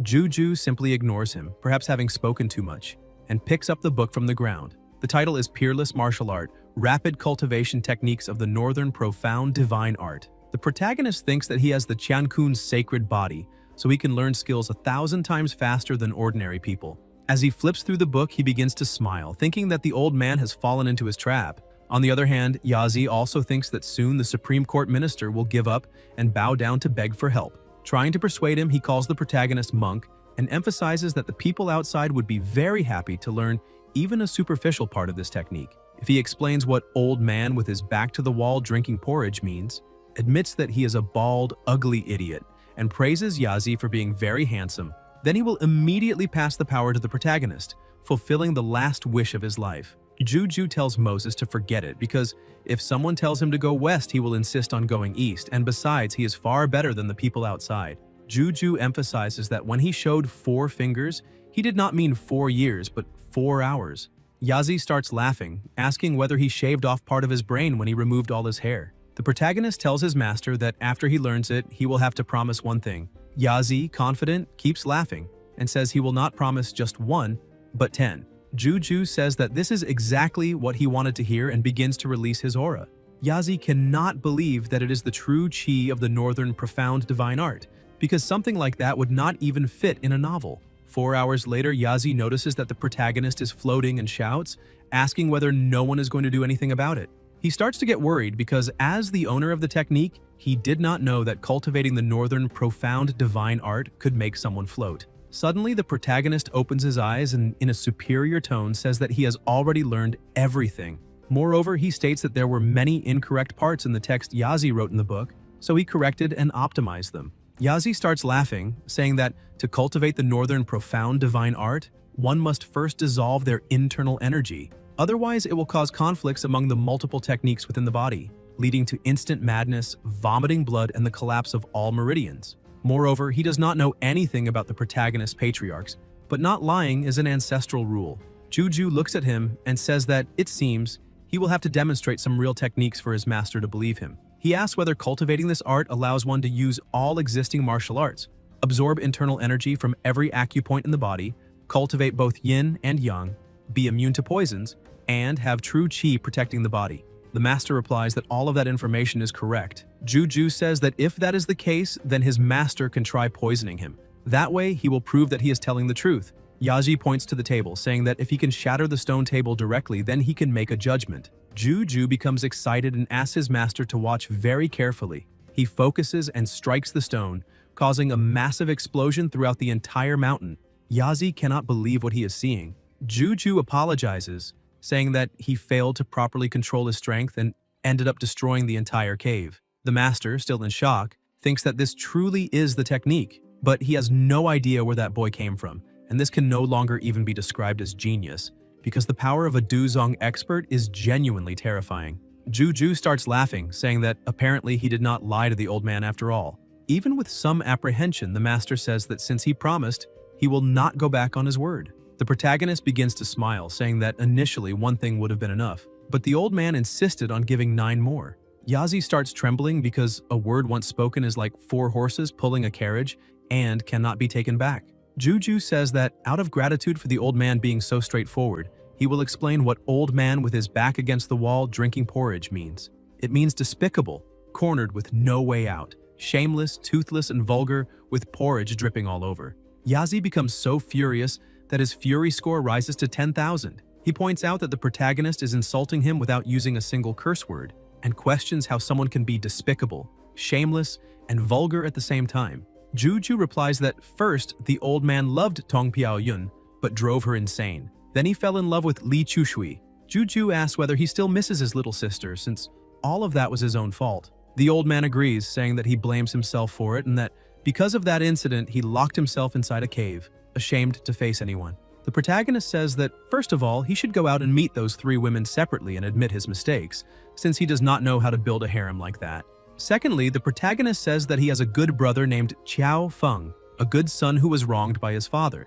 When the old man goes out, he must be very careful with him, because that boy is somewhat stubborn, so Yazi needs to look after him so that he does not do anything foolish. The old man says that such insignificant details are not worth mentioning, and asks whether that boy is handsome. The protagonist almost has a heart attack from anger, but continues explaining and moves on to the third point. He says that from then on, whenever the master meets someone, he must say that Juju is the most handsome man in the world, because he is now his direct disciple. Yazi goes mad with rage again, saying that he can agree to anything except that. Juju says that he already suspected this, and that the old man cornered against the wall drinking porridge is merely confirming what he already suspected. For people of the master's age, making a bet is about integrity, not cheating. Yazi ends up agreeing, saying that the protagonist is a prejudiced bastard. Juju calls him to leave, saying that they need to go and that they can discuss the other matters while walking. Yazi says that it has been a very long time since he last left the house, and asks the protagonist to explain what the outside world is like. On the way out, Xiachi explains the current situation in detail to Yazi, revealing plot details of the next 20 episodes of the TV series. Yazi is so moved that tears stream down his face. He agrees with the protagonist's request to eradicate all scoundrels from the martial world so that justice can prevail. As soon as they arrive among the people, Su Xingui and Chun Chu are startled. Yazi announces to everyone that the Zhenlong chess game was merely a pretext, and that Zhu Ju is the most handsome man in the world. Moreover, from that moment on, he will be his direct disciple. Taking advantage of the crowd, Xiachi worked overtime to harvest another batch of leeks. A short while later, the system appeared, congratulating him on completing the mission perfectly. The northern profound divine art would be brought back to the main world as a reward. The system informed him that he would be teleported back to the main world in 5 seconds. While waiting for the countdown, he wondered what would happen in that world after he left, since he might have rewritten the story. Brother Qiao Feng was his childhood idol, and for that reason, he would do his utmost. Back in the original world, the protagonist woke up and looked around, realizing that time apparently had not flowed in the main world. The planar travel function was simply a divine blessing for cultivation, and if he could travel through more planes, he would be able to reach the pinnacle of life. Shuai Shuai continued to look down on the protagonist, saying that as a fellow disciple, he advised him to have some self-awareness, since allowing him to cultivate on the second floor was already a sign of respect, and trying to appear richer than he really was would only lead to suffering. Xiachi asked who said he was going to the second floor because now he was going straight to the 18th. The three of them were stunned, unable to believe it. They asked if he really wanted to die, since just a few days earlier he had only been at the first stage of blood condensation. An untempered body would be crushed by the spiritual pressure the moment he entered the 18th floor. Xiachi made a proposal, saying that if he came out of the 18th floor unscathed, Shuai Shuai would be forbidden from ever looking in the mirror again, and the other two would have to spread the word throughout the sect that Shuai Shuai's butt had grown up to his chin. Shuai Shuai simply smiled and said that if the protagonist truly wanted to die, then he would not stop him, and now they just had to wait and see whether he would come out alive. Xiachi asked Tilan to register him for the 18th floor. Tilan tried to stop him, saying that he did not need to argue with fellow disciples because this was no small matter, and ruining his path of cultivation would be his fate. However, the protagonist merely asked him to register it since he had already made up his mind. Shuai Shuai kept laughing, saying that the method of suicide the protagonist had chosen was truly creative, and asked Tilan why he was trying to stop someone who was in such a hurry to die. Suddenly, someone shouted for Tilan to register him immediately. Elder Lin approached. Tilan asked what they would do if something happened. The elder explained that the path of cultivation is inherently arduous. If everyone could achieve great success so easily, cultivation would be far too simple. And since the protagonist had voluntarily chosen to challenge the 18th floor, he must have made preparations. Tilan lowered his head and agreed, making the registration. The protagonist thanked her. However, he thought that he had not expected to see the elder there since she rarely appeared except to teach classes. It was said that she was a medicine saint among the outer disciples. If something truly happened, she would not stand by doing nothing. Now everything was ready. Xiachi smiled and said he would be right back. Shuai Shuai said he would be waiting for the funeral banquet. Tilan told him to stand on the star-gathering platform.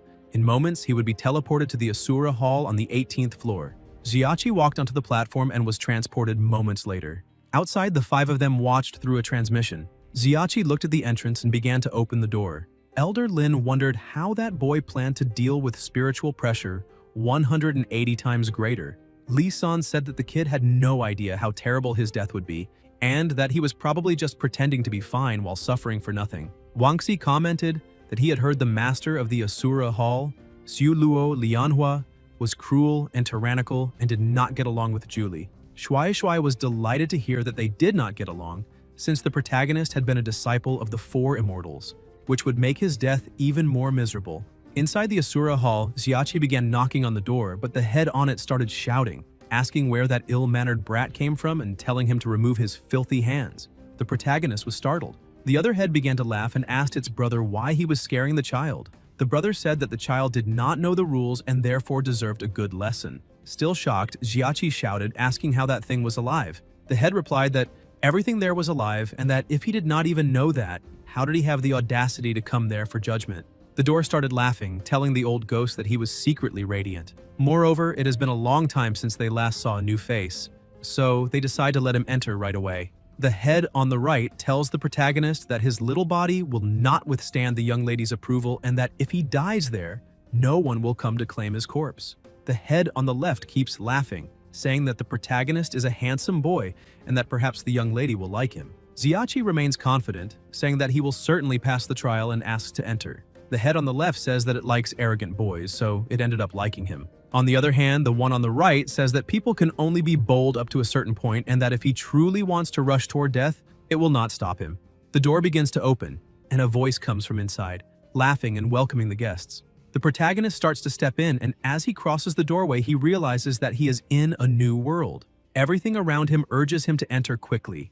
Xiachi keeps looking around because that scenery has nothing to do with the name Asura. It is more like a paradise or a fairy tale world. He starts walking and notices a girl sitting under a tree.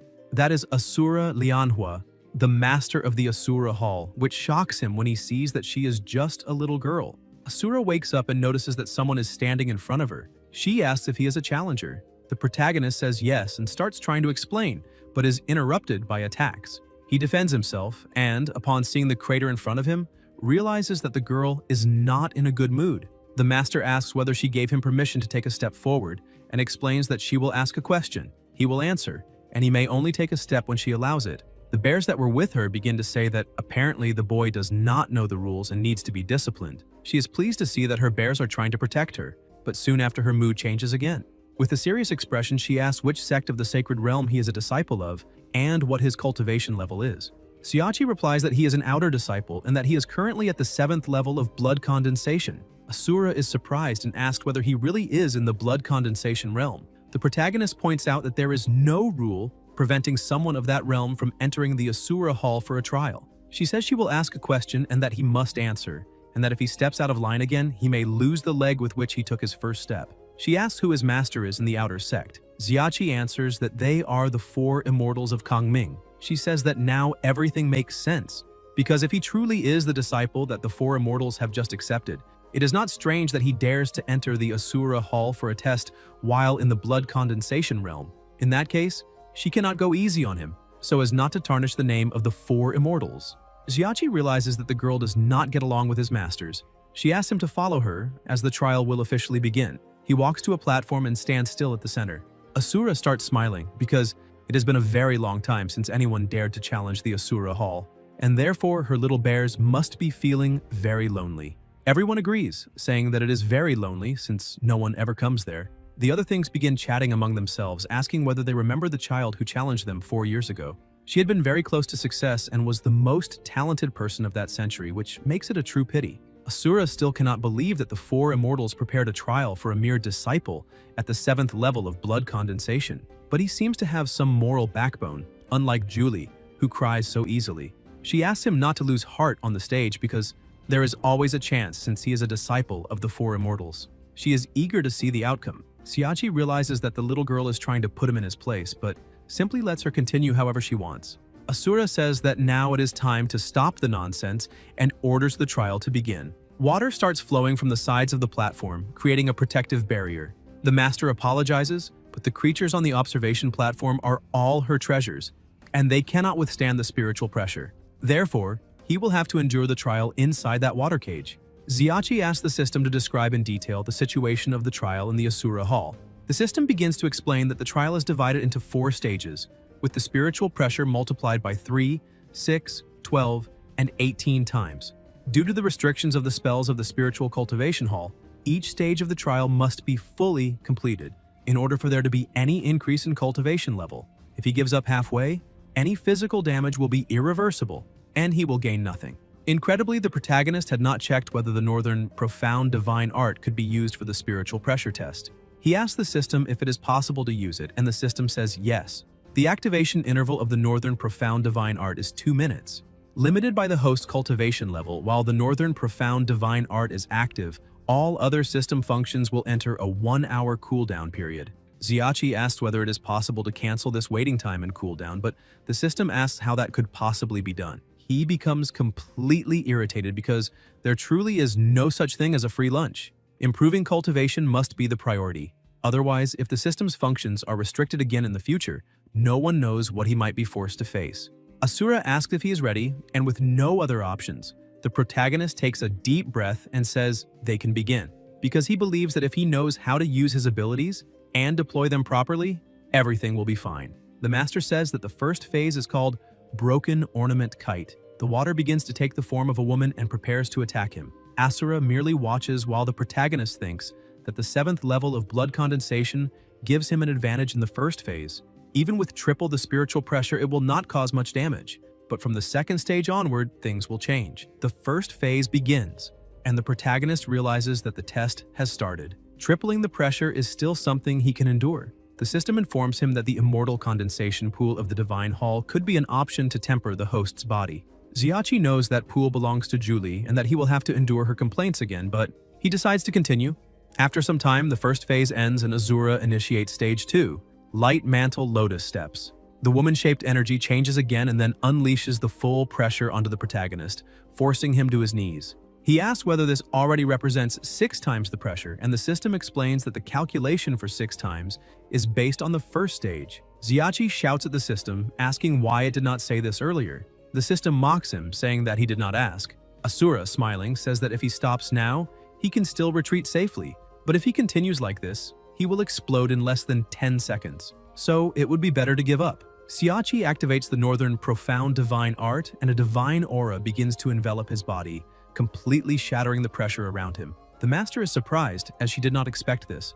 Even while bleeding, the protagonist remains firm and says that he has also passed this stage. Based on the first two stages, the amplification of spiritual pressure takes effect instantly, and he would not be able to endure it for 2 minutes. The third stage represents spiritual pressure 12 times greater. Without the northern profound divine art, he would be crushed instantly. However, the divine art has already been activated once, and if he can buy time before the third stage, he will be able to pass without problems. Using the same trick before the fourth stage, however, is far too risky. Asura, serious, analyzes the situation and says that a disciple of the four immortals truly does possess some skill. Even so, she realizes that this boy is not normal and wonders whether he absorbed the spiritual energy of the water cage. Xiachi says that he underestimated the Asura Hall because he did not expect it to be so terrifying already in the second stage, and admits that he is a little scared. However, he possesses the Qiankun sacred body and already fully masters all uses of the northern profound divine art. Asura is impressed, saying that this is truly wonderful and that she is now even more eager to see his next performance. Xiachi thanks her for the praise, but his body will not stop trembling. He leans against one of the pillars and thinks that what he just absorbed was clearly not merely 9 times the accumulated spiritual pressure, but something multiplied. That means the third stage will be 12 times the base of the second stage. In the first stage, the spiritual pressure was 3 times greater. In the second, the real pressure was 18 times greater. Doing some calculations, he realizes that the real spiritual pressure of the third stage will be 216 times. He nearly collapses upon realizing this and wonders whether that place is a site of judgment or execution, because there is nothing amusing about making the act of killing look poetic. This makes him wonder that the one who nearly passed the fourth phase last time must have been someone extremely terrifying, because if even a chosen son of destiny appeared in the Asura Hall, he would be killed. Fortunately, he has these tricks. Even so, this system only gives warnings when it is already too late, and from now on, he needs to be even more careful with it. Asura asks if they can already begin, but suddenly the protagonist starts to feel something. The master is startled because she has not even started the third stage yet. Xiachi says that he might have a stomachache and asks if he can go to the bathroom first. Asura gets irritated and shouts, asking what he thinks this place is and how he believes he can just do whatever he wants. Still, she ends up giving in and says that if he really needs to go to the bathroom, then he should go and come back as quickly as possible. She thinks that he already knew there would be a trial the next day and should not have eaten such bad food the night before. Xiachi keeps trembling, saying that he will have to relieve himself right there, and tells her not to worry about him. The master becomes embarrassed and says that he must choose one option, either go to the bathroom or continue the test. However, a shameless person is invincible. He chooses the trial, but without anyone noticing, he manages to stall for another half minute, because that was his original plan. Asura takes a deep breath and begins the third phase. The trial starts, and the spirits surround the protagonist, but right at the beginning of the third stage, he feels the power he absorbed using the northern profound divine art pulsing within him. Both the great dissipation demonic art and the shifting stars technique originate from the northern profound divine art. That is why, even though the text was filled with errors, Yaze is still an incomparable genius. He begins to use the techniques, saying that all rivers flow into the sea and the sea nourishes all rivers, using the same method against itself. Although it has become a yang-attributed power within the protagonist, it is still a force of the same origin. Now, he only needs to endure until the two forces merge. Asura analyzes the technique and realizes that, although it is different from what was shown in the second stage, it will not be enough, so he will not be able to endure much longer. Worried, she shouts, asking why he wants to risk his life in a trial, and emphasizes that if he says he wants to end it now, she can spare him from the pain of the spiritual pressure. However, the protagonist remains resolute and says that he can still finish. The pressure continues to be crushing and control begins to fail. His eyes turn red, and even so, he refuses to lose, asking how he could fail there. He concentrates even more, gathering all the strength that exists within his body. The ground beneath his feet begins to crack, and the energy accumulated in the palm of his hand grows larger and larger. Asura shouts for him to stop, asking if he has gone mad, because if he continues like this, he will explode and truly die. Xiachi shouts that his body is fine, but on the other hand, his hands hurt a lot. All the energy that was spreading outward begins to condense at the center of his hand, causing a massive explosion. When the glow of the explosion fades, the protagonist appears standing, without a single scratch on his body. Asura cannot believe that this is possible and asks whether he is truly human. Xiachi starts to smile because apparently she has never seen a scene like that before. He thinks that, as the saying goes, now he has a 98% chance of winning that trial. Outside, Julie had disguised herself so well that no one could recognize her. She watches the crowd from afar as they observe the protagonist's progress. They comment that they cannot believe he truly passed the third phase of the trial. Even after showing all that power, some people still criticize him, saying that it is only because his level is very low and that even with the accumulated spiritual pressure, it is not that impressive. On the other hand, others begin to defend him, asking whether they themselves would have the courage to do the same, because now, after seeing all that progress, they need to look at him with new eyes. In addition, most of those criticizing him are doing so merely out of envy, because he was accepted as a disciple of the Four Immortals. Shuai continues trying to humiliate him and questions whether everyone there has gone blind, because the first 3 phases of the trial must have been altered. He asks if they can remember the trial of the Four Immortals. The Annihilation formation was inexplicably broken, which proves that that boy is cheating in some way.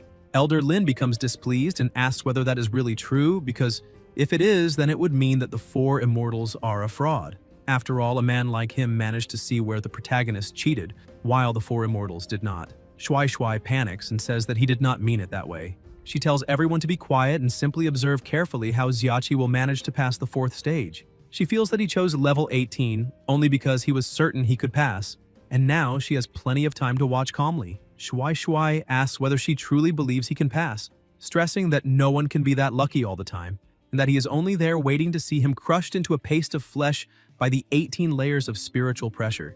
Julie calls him out, saying that speaking ill of others behind their backs is not the behavior of a knight. Shuai replies that he is only saying what he thinks and asks what is wrong with that. She points out that bad-mouthing a disciple of the Four Immortals is the same as belittling the Four Immortals themselves. Shuai laughs and says that if the Four Immortals truly valued him, they would not have expelled him from the mountain. Moreover, if the Four Immortals really made that guy a direct disciple, then they must not be anything special. Julie says that perhaps they are simply reasonable. Shuai looks at her more closely and asks why she seems so familiar, questioning which sect she belongs to. Afraid of being discovered, Julie says that he must be confusing her with someone else and runs away. She hides behind a pillar, unable to believe that she was almost recognized even with such an elaborate disguise. She keeps peeking, wondering whether the protagonist is really going to die. She realizes she is worrying too much about him, which makes no sense, since she is there to mock her disciple. So it would be better if he failed. Someone so disrespectful toward elders, bathing wherever he pleases and acting so bizarrely is not qualified. Even as she tries to convince herself of that, she remains worried, asking herself whether he will truly die. There is no need to go that far over a bet. Suddenly, she starts to feel embarrassed and thinks that he might be doing all of this just to marry her, since he knew his current status was far too low, and so he went to all this trouble. But she does not know why things turned out this way, and perhaps his brain is damaged because of something. If he truly wanted to marry her, all he had to do was ask. Even if he were rejected by one of the Four Immortals, that would not be something to be ashamed of. Back at the trial, the protagonist is focusing, but suddenly sneezes and asks whether someone is speaking badly about him behind his back. And that single sneeze makes him shiver to the bone. Asura remarks that someone who managed to break the annihilation formation of the 9 Heavens tribulation certainly possesses some ability to truly withstand the 3rd stage. However, the biggest question on everyone's mind is whether this is mere luck or real skill, and the 4th stage will naturally reveal the truth. Xiachi asks whether Asura can defeat the 4th master. Asura is shocked and asks what he means by that. Outside, Julie feels a bit embarrassed, thinking that praising her in front of so many people is somewhat awkward, and even with her heart softened, she thinks that it is all a pity. While the fallen flower is willing, the flowing water is merciless, and in the end, it is impossible for anything to happen between them. Asura asks whether Xiachi is really saying that she is inferior to Julie, because that is a joke. After all, that little brat only became a disciple of the Four Immortals through sheer luck, so how could Julie possibly be compared to her? Xiachi smiles, because that little girl has just bitten the bait. He says that regardless of whether he manages to pass the 4th stage of the test, he has already cleared the first 3 parts. And if his master Julie were there, he would certainly have been annihilated with a single strike, so the question must be asked, who is more powerful between the two of them? Julie thinks that the boy is talking nonsense and that he clearly took a punch from her back then, even though she had merely been going through the motions at the time, because if she had truly struck him, he would have been completely obliterated. Still, there is no need to spread that around. Doubts continue to swirl in her mind, wondering whether the protagonist had already suspected that she might have come there to look after him, and deliberately said those words so she would hear them. With each passing second, she fell a little more in love and thought that when that boy came back, she would have to give him a good lesson so he would stop spouting that kind of nonsense everywhere. This world was blessed by waters, plants, mountains, stones, air, spiritual energy, and much more. Water, the source of life, was powerful and gentle, and the immortal spirit of water prayed for all beings. In the celestial lake of the sacred domain of Kangming, the immortal spirit of water, a child, the water-blessed baby, also won the love of all living beings. However, the child behaved differently, making the mother wonder whether she was associated with water or fire. The child kept whipping the animals while shouting to her mother, who adored that game. The mother told Lianhua that she was growing very well, and that sooner or later she would inherit her mother's position, and asked what she thought about going to see the mortal world before that. Lianhua grew excited and said it was a great idea. That child grew even more and became Asura, the master of the 18th floor, who was now completely enraged. Rage point shot past 3,000 in just a few seconds. She told the protagonist to watch what he said, questioning how he dared compare a wild, unwanted girl to her. Xiachi kept provoking, saying that whether someone is desired or not does not depend on her. And to sum it up, he was starting to think that the so-called 18-level test of the Asura Hall was just a facade. It looked terrifying, but it was simple and easy to break. He thought that now was the time to begin the harvest. Asura was so furious that the system tallied 4,990 fury points and 5,000 agility points. She shouted that everything she said was law and that water was the source of all things, and no one understood that better than she did. Xiachi asked if she was also a voyeur, since she trusted her ability to see through water so much that it bordered on obscenity. Master Asura blushed, and the protagonist smiled, saying that it seemed he had hit the mark since her face was as red as a monkey's backside. This was yet another point Asura lost, because his master Julie would not be like this. She knew how to take a joke in stride. Asura continued to lose control, asking who was spying, demanding that he be clear, and emphasizing that she could only sense things and did not want to bother with human matters. The protagonist kept laughing, saying that it was too late for her to make excuses now, and that as soon as he got out of there, he would spread her true face to everyone. The people watching thought they had never seen someone so shameless and vulgar. Shuai Shuai seized the opportunity and said that a mere cultivator of the Ling Shui realm dared insult Master Lianhua of the Hall, and that this was an affront to the immortal spirit of water and a disrespect to heaven and earth. Asura stared at the protagonist because at first she had intended to show some mercy, but now she saw it was completely unnecessary. Xiachi looked at her and said that he had not asked for mercy, since he was there to undergo the trial and not to flirt, so there should be no ambiguity. He thought his strategy was working, as only 5 seconds remained. For Asura, this was the last drop, causing her anger to overflow. The rage score reached 30,000. Trembling, she said that the 4th stage would be her special test called the Water Spirit Pavilion. The protagonist thought there were 4 seconds left, but the test began as the spirit formed. Only 3 seconds remained, the formation finished, and 2 seconds were left. The spirit charged, but the final second passed. Xiachi raised his hand and said, "Flashy." The system appeared, saying that the duration was 1 hour and 50 minutes. The bare-handed stopping technique and the northern profound divine art were active. He caught the attack with just 2 fingers, leaving everyone stunned. And when he released his strength, it caused a massive explosion that completely destroyed the water spirit. Asura could not believe what she was seeing. Even the creatures were blown backward. The system congratulated the host for reaching the 2nd level of 9 Li Yin. Energy overflowed from his body, and with a beautiful smile, he concluded the test. The people outside could not believe it.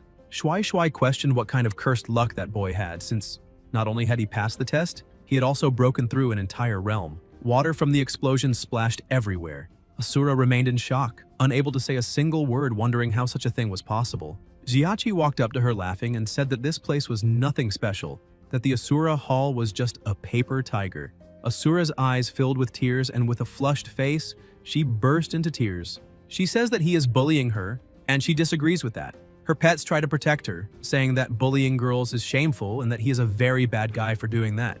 But the protagonist keeps going and says that he just passed the judgment test, so it is not a big deal. This only makes her cry even louder, shouting that this is way too much bullying.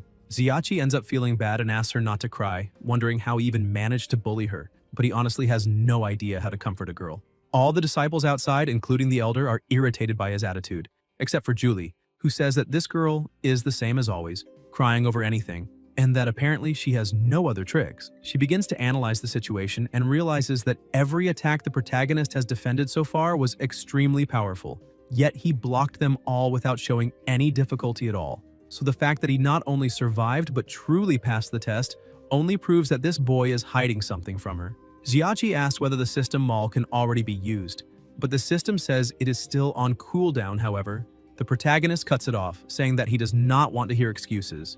The system informs him that rapid transmigration has been completed and asks whether he wishes to participate in a cooperative battle. He answers yes, because if he does not console that girl soon, she is going to flood the entire Asura Hall. He transforms into a ghost, muttering that being human is really difficult, so he needs to speed things up. The system announces that time has been frozen and that the main plan is loading during rapid transmigration. A few seconds later, the system says that he is being sent to the Hu family and that he must conquer 8 wives, which leaves him somewhat stunned. In the other world, 2 women were arguing over a game. A man opens the door and is surprised by what he sees. The 2 were almost coming to blows. Suddenly, another woman touches his shoulder, calling him her son and saying that many people envy his life, asking what other reasons he has to be happy. He looks at his mother and says that he is extremely happy and satisfied with everything, then runs to the girls saying that Hu has arrived. His mother looks a bit confused, asking what that means, but the young man just keeps smiling like a madman. The system appears and tells him that he must conquer 8 wives. The protagonist, now inside this new body, asks what kind of challenge this is, since it is clearly bringing benefits. The system says it was not it who chose this. He goes over to the 2 women and asks how far they would like to take the game. The protagonist tells the system that it would be much better if it had fewer rebellious tendencies. Also, it feels too distant to keep calling it system, so he decides to call it Zirui from now on. A woman calls him husband and asks why he is interested in playing mahjong with the sisters. Holding a tile, he smiles because in his youth he was ignorant, and only now has he awakened, surrounded by beautiful companions and countless forms of entertainment. The protagonist easily wins the game, and his other wives are happy to see that their husband is skilled in chess, music, calligraphy, and painting. This excites him even more, and he wonders what they should play next. But this was already expected of the 4 great talents of Jiangnan. He asks them if they know how to play Baccarat or Texas Hold'em. The system replies that it knows how to play mahjong, but does not know the connection to the 4 great talents. Annoyed, he asks whether this is truly the host's real nature. The protagonist explains that he was once unbeatable on all major chess and card platforms, and that even Gao Jin respects him. After battling 8 women for 300 rounds, they grow tired and begin to sigh. Zirui asks why his face is red, since it is just a card game and should not cause that. One of the wives asks how he can be so fierce. He simply laughs, saying he has not even used all his strength yet.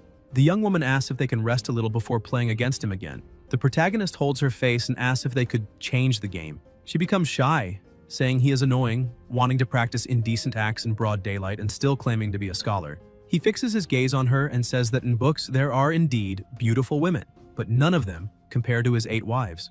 Zirui calls out to his master, stressing that they do not have enough time. The protagonist agrees because with 8 women, time will never be enough. Zirui takes a deep breath since that was not what it meant, and explains that the system has determined he passed the challenge and will now be teleported back to the Asura Hall in 3 minutes.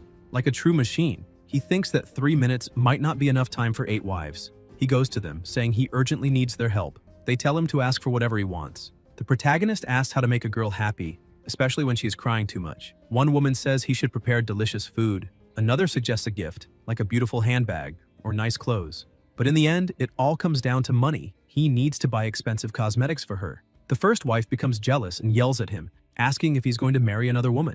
The others also start to get angry, trying to hit him and calling him useless. Suddenly, someone throws a book at him. The protagonist picks it up but does not know what it is. His mother asks if he really forgot the book he himself wrote. Zirui says that it is a book called The 36 Strategies of Tang Yin for Conquering Women. The protagonist calls Tang Bohu useless for hiding the greatest treasure of all worlds. Zirui warns that he is about to be taken back to his original world. He looks at all of them and says that it is hard for them to meet and hard for them to part, so may they meet again if fate allows it. His wives look confused, asking what he means, but the time has come.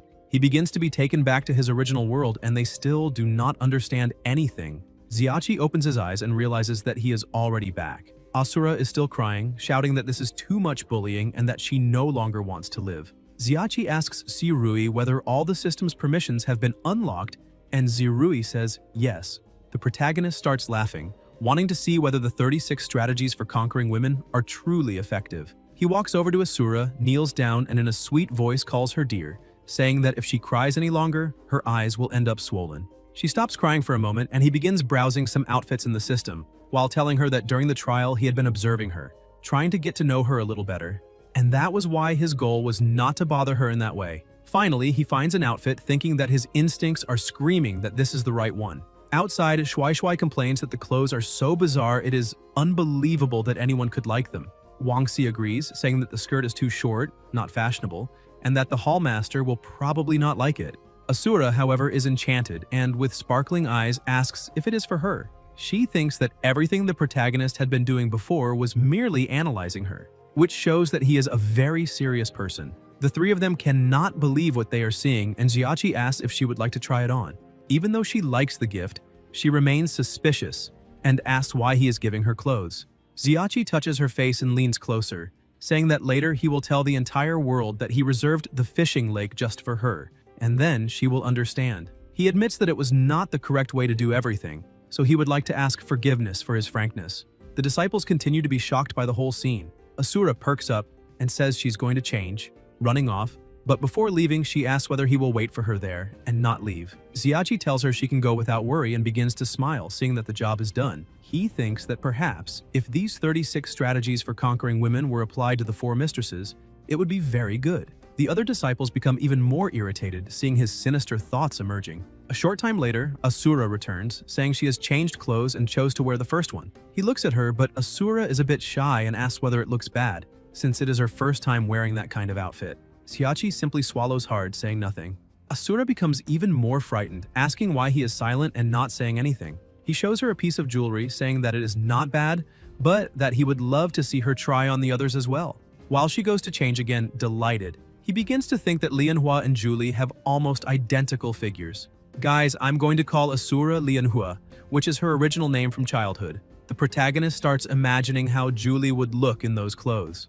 Lianhua returns, however a bit uncomfortable, saying that the skirt is too short and that because of that she is going to beat him to death with a stick.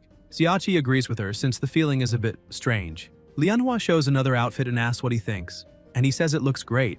Still, she keeps changing to show them all to him, and each time she looks more beautiful. Lianhua finds several shopping bags and asks if all of that is for her. Jiachi smiles and says yes. Lianhua feels valued, thanking him for being so good to her, and hugs him, since now he is her favorite person. Sometime later, while they are walking, Lianhua says that he gave her many beautiful clothes, so she should also give something in return. Jiachi asks if there is really something that good, and she explains that it is a good item and will definitely be very useful. The little bears cover the cameras, saying that the scene cannot be shown. The guys say that he is very lucky and that the Master of Ceremonies' talent must be extraordinary, which makes them envious. Moreover, the trial did not seem that difficult, so maybe they can do it too. Lianhua takes him to her room and asks him to wait a bit. She runs to her drawers and manages to find it. Lianhua explains that it is a gift from her mother, and since she cannot use it now, she will give it to him as thanks. She shows the ring, called Embracing All Rivers. This ring can eliminate the oppressive pressure of an opponent's spiritual energy, and because of that, it is classified as a saint-level magical artifact. Other saint-level magical artifacts require at least the void-piercing realm to be used. She emphasizes that the ring carries her mother's blessing and can be used in all realms. Respectfully, he says that since the Master of Ceremonies is offering it so sincerely, he should accept it respectfully. Lianhua tries to say something but becomes embarrassed, asking how she can say it. Jiachi explains that they are friends, so she can say whatever she needs to without any problem. She is surprised to hear this, realizing that he already considers her a friend because what she wanted to ask was whether they could be friends. When she remains silent, Jiachi imagines that she might not have liked it and says that it was just what he thought. But she interrupts him, saying that she loved being his friend. She creates a sphere of water in her hand and Jiachi asks what it is. The sphere moves toward his chest and begins to release energy. Lianhua says that if in the future he encounters danger, he only needs to repeat her name silently in his heart 3 times. As long as there is water, she will immediately appear before him. After all this, he leaves the Hall of Judgment. Tilin approaches him emotionally, congratulating him for passing the Asura Hall test, and says that it opened his eyes because he did not expect to find a treasure like the protagonist in the outer sect, and now he needs to quickly announce this good news to the entire sacred domain. Jiachi starts laughing, saying that it was just luck, The three fools go up to him, asking whether that was not simply luck, since the Asura Hall Master was in a good mood and benevolently let him off. They say it is obvious since he carried various hidden treasures and clothes to please the Master of Ceremonies, and that this is something despicable. Xiachi tries to stay calm, saying that the clothes were given after the test was concluded, so they had no effect on the judgment. Moreover, he hates the word despicable, and if they think the judgment is wrong, they can just try it themselves. Shuai Shuai gets angry and asks who can guarantee that he did not have some secret deal with the Master of Ceremonies. Elder Lin interrupts them, shouting at Shuai Shuai, telling him to shut up, and asking how he dares slander the Hall Master and what he thinks the spiritual cultivation hall is. She emphasizes that everyone present saw Xiachi's evaluation and that this is undeniable. She asks Shuai Shuai if he knows what crime he has committed. He remains irritated, asking why he committed a crime. Wangxi tells him to calm down because the more he speaks, the more mistakes he makes, and it is not worth it, besides the fact that there will be plenty of time to deal with this later. Shuai Shuai finally yields and says that he expressed himself poorly. The elder walks over to Xiachi and also congratulates him for passing the Spiritual Cultivation Hall test and for obtaining the qualification to take the Inner Sect examination. Therefore, she says she will pay close attention to him during the Inner Sect evaluation. He thanks her for the consideration, but thinks that she seems to have a mysterious past. The way she looked at him, although disguised, was definitely not something simple, and therefore he needs to pay close attention to this person. Shuai Shuai still believes that all of this is luck and thinks that it will not last forever. The boys run over to Xiachi asking what he and the Hall Master were doing in that room. The girls also go up to him asking if he is free to watch the stars with them at night. The treatment he is receiving makes Shuai Shuai even more irritated. Sometime later, the Julie Divine Palace announces its return. Miyu notices that she looks radiant and asks if something good happened. Julie explains that she personally saw Lianhua being humiliated and that she is in a great mood, as if she were walking under a spring breeze. Miyu asks if she went to the Spiritual Cultivation Hall. On impulse, Julie says she went to see the protagonist, but then tries to cover it up. Miyu says that now that she has let it slip, she might as well tell everything, and asks whether she is really hiding secrets from her older sisters, which shows that she has truly grown up. Julie shouts that idiot Xiachi, completely out of nowhere, wanted to challenge the Asura Hall. Because of that, she was very afraid that he would be killed. She says that all of this was because of the Empress, who asked her to be Xiachi's direct master, so she had no other intentions. Mayu explains that it is normal to have other thoughts and asks why Julie is turning red. Sometime later, Julie is taking a bath, very happy and singing. She finishes and begins to step out of the water, holding something in her hand. Suddenly, Xiachi appears, nearly scaring her to death. She tries to cover it up, saying that she did nothing and that he does not need to think about improper things. The protagonist rushes over and grabs the item from her hand, asking if she is writing some secret martial arts manual again. With a mix of embarrassment and anger, she orders him to return the book immediately. As soon as he looks at it, he sees that it is a romantic comic. She snatches the book from his hand, shouting for him to give it back. Xiachi says that she is acting strangely and remarks that the manual she gave him before was more inspiring, and that she was eager to enter it for him. Julie says that the drawing is still not good enough and starts muttering to herself. He asks what she is saying, and even though she has a small breakdown from embarrassment, she congratulates him on qualifying for the Inner Sect evaluation. Xiachi feels a little disappointed to see that the news spread so quickly because his plan was to tell her personally. Julie is surprised, thinking that he values her quite a lot, and begins to act strangely again. Xiachi cannot understand why she's being so odd and stammering so much. He turns his back while she says that he no longer needs to worry about the bet, but she grows curious and asks what he is doing. Xiachi starts taking off his clothes, asking what bet she is talking about. Julie feels her heart race and asks if this is not moving too fast, but Xiachi remains confused, saying that this is normally the speed at which he takes off his clothes. With somewhat indecent thoughts, she says that they should first start the proper way, but Xiachi jumps into the pool beside her. Julie points out that they need to perform the bow as the matchmaker says, and as the country's customs require. Since he is underwater, he does not hear clearly what she said. Julie continues, saying that although she admits defeat, Xiachi still dealt with Lianhua on her behalf. However, this is a romance between master and disciple, so she needs to ask her older sister first.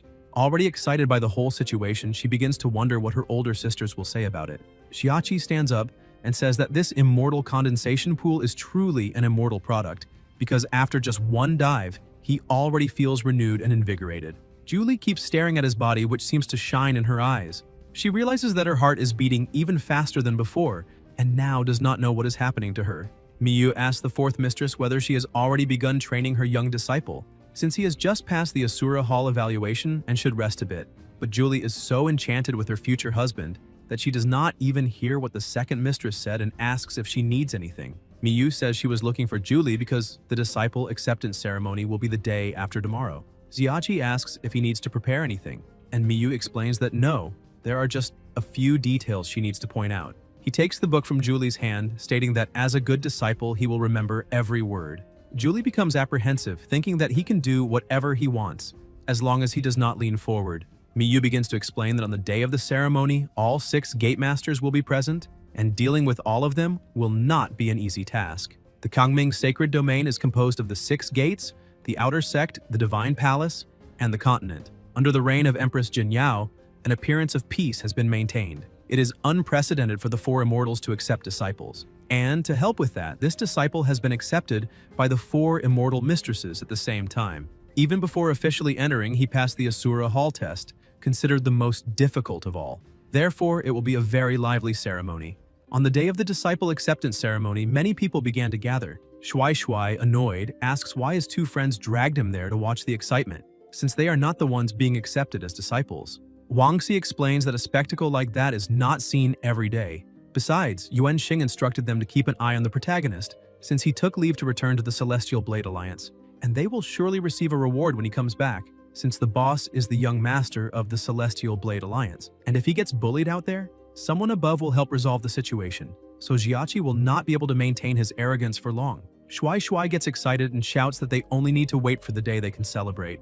Li Sun says the protagonist probably will not even go there, and that he will also be upset that day, since that guy is very clever and has already attracted the attention of the inner sect, not to mention what the other 5 gate masters think. Master Guo of the Imperial Thunder Gate is not someone to be trifled with. The masters begin to arrive. Shan Gaoyan of the Imperial Wood Gate, Han Tiangong of the Imperial Gold Gate, Pu Hongde of the Imperial Earth Gate, Qi Hongbo of the Imperial Water Gate, Peiling of the Imperial Wind Gate, and Guo Chang of the Imperial Thunder Gate. They all gather in a hall. Peiling asks why Chang always has such a stern face and whether it is because the food at the Imperial Thunder Gate is bad and lacking nutrition, and she offers one of her cooks since the food at the Wind Gate is very good. Chang asks if she really does not understand the occasion and tells her not to joke around so much. She says it is only the 4 immortals accepting a disciple and nothing that unusual, since they only managed to accept one after many years. Chang explains that this newly admitted disciple is a bit too famous, and that those who dwell deep within the inner sect have probably already heard of him. Such a person will sooner or later bring trouble to the sacred domain. The 4 immortals arrive and all the gate masters greet them. Julie thinks they are just a bunch of annoying old men. Mayu only hopes the protagonist behaves. The 3rd master says nothing and the Empress asks everyone to sit. She stresses that she has always hated unnecessary formalities, so they will skip the troublesome procedures, and that if accepting a disciple did not require the witness of the 6 gate masters, she would not even have bothered them. Xiachi enters the hall and introduces himself, saying his name is Xiachi, and that he pays respects to the 4 masters and the 6 gate masters. He remembers that Miyu explained that, although Julie is his senior master, the Empress and the 6 gate masters maintain a high degree of autonomy. So for that disciple acceptance ceremony, he needs to hide his strengths and avoid trouble.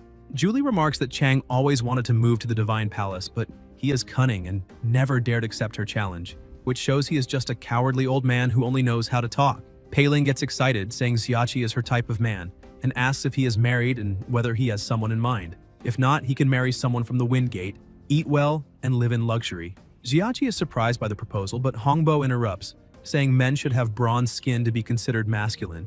Yet Xiachi's skin is too fair and soft, so he is not masculine enough. Peiling disagrees, saying that if all men were the same, it would be boring. Chang gets irritated with the situation and shouts, questioning what kind of behavior that is in the Great Hall, under the Empress's presidency, and how the 2 of them can cause such a commotion. The protagonist is amazed, thinking that kind of lustful ambition is impressive, and that they can be classified directly as wolves, which saves the trouble of guessing. The Empress intervenes, saying the people of the sacred domain are united, and she also hopes everyone expresses their opinions directly. Chang walks up to Xiachi, saying the 6 gates naturally support the 4 immortals and must protect their reputation from unknown individuals. The protagonist thinks the unknown person he refers to is probably himself. The Thundergate Master continues, saying he heard the protagonist climb the Jade Celestial Stairway and easily broke the Annihilation Formation, and even passed the Asura Hall test a few days ago. Yet he cannot understand how an outer sect disciple who was in the spiritual blood realm and only recently advanced to the Origin Sea realm achieved all that. Xiachi only says he is still very young and inexperienced. The third master explains that Chang is implying he cheated in front of everyone, and that Chang even suspected the Empress. Julie adds that since the Thundergate Master cares about the 6 gates, it is natural for him to think more about it. Jinyao says everyone has already met the protagonist that day, and that any further doubts will be clarified during the inner sect assessment. Chang says the idea sounds great. However, only the most outstanding disciples of the last 3 years will participate, and the pressure will be considerable. Moreover, if the protagonist is expelled at that time, it would stain the name of the 4 immortals. Xiachi tells everyone not to worry, since he will not disappoint anyone. Miyu thinks her dear disciple behaved very well. Chang agrees and says he will wait. Miyu starts to yawn and asks if the disciple acceptance ceremony ends there, suggesting they play a few rounds of mahjong before closing. But Chang shouts that he does not play mahjong with treacherous foxes and declares the meeting over. As Chang leaves, Peiling approaches and asks why he is leaving so quickly. He asks what she wants. Peiling says she knows he likes to gamble and has high expectations for that boy, so she wants to bet a treasure with him. The Thundergate Master asks if she wants the Origin Stabilizing Pearls. Peiling says he already has 2, so giving one to her would not be a problem. He asks if she really thinks that kid can pass the assessment, and she says nobody knows, so they will just have some fun. 15 days before the assessment, Xiachi is taken to another place. He looks around and thinks the region looks like Shu. Miyu asks what Shu is, and he awkwardly explains it is a place that appears in his dreams with the same basin topography, humid and hot in summer, just like a sauna. The Empress asks if people there like spicy food. Xiachi asks how she knows, and she explains that the basin is very humid, so eating spicy food helps dispel moisture, which is obvious. He becomes thoughtful because some time ago he clearly heard her say the words atomic bomb. That makes him question whether she is really the oldest master, since the system does not allow people to reveal their identities, so she must be similar to him. Julie pats his back and asks why he is so distracted, since they are about to reach their destination and he needs to train with her. The protagonist says she is not an ordinary person, since with just one palm strike, she shattered his internal organs. She says that if he can do the same, then they will talk. However, she wonders whether that brat forgot about the bet since several days have passed and he has not mentioned it again. The system counts anger points, but he does not know where they came from.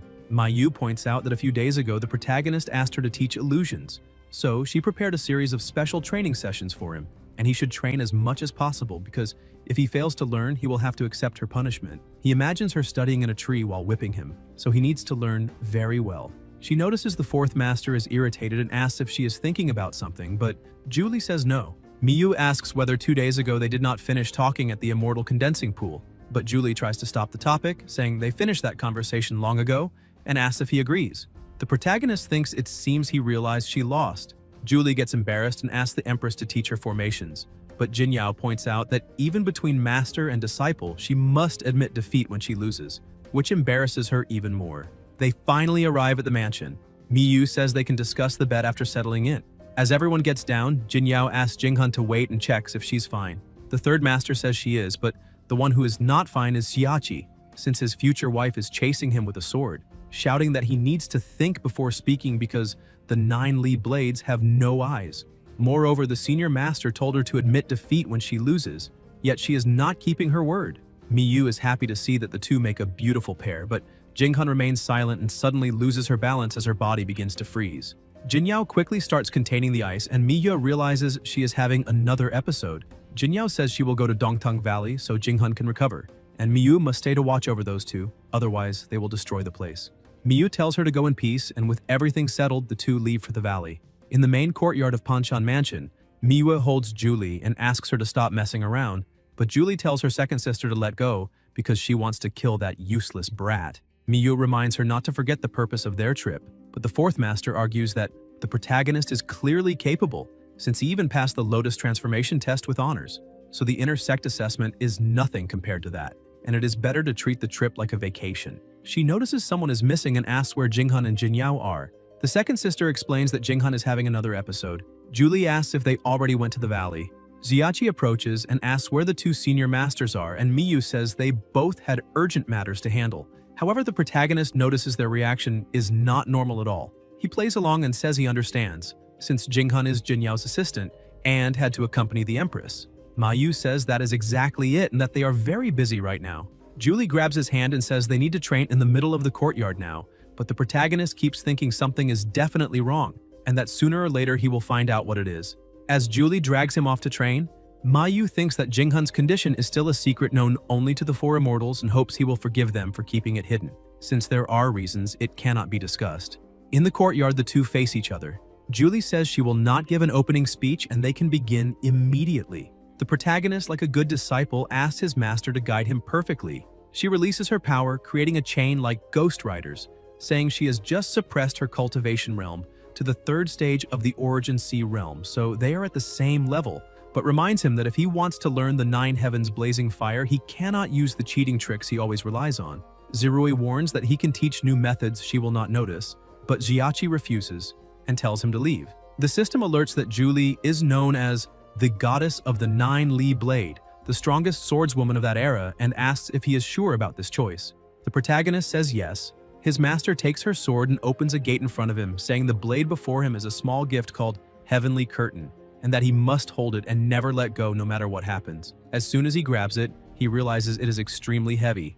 Mayu notices Julie's feelings go beyond that of a master, since she gave him Heavenly Curtain. Julie asks if he is ready. The protagonist grips the sword and tells her to begin. She charges straight at him, and he barely dodges the first strike, realizing she is attacking with tremendous force. Julie keeps attacking without pause for even a second, and he does everything he can to defend himself but is thrown backward. His master launches a long-range strike. Shiachi blocks the first attack, but three more follow immediately. He realizes the gap in strength between them is still huge, even at the same cultivation realm. He starts running and yelling for help while his master advances like a hunter chasing prey. She shouts that where there is a blade, there is a person, and the blade is right there, so the person is there too. She presses him down again with a fierce strike, but he manages to hold it back. Smiling, Julie explains that a swordsman's blade is not limited by cultivation, but guided by the heart. Xiachi makes a move that surprises her. She dodges, but realizes he stole her secret technique. He thinks that fortunately he has the Qiankun's sacred body, which makes it easier to learn the narrative of his opponent's soul.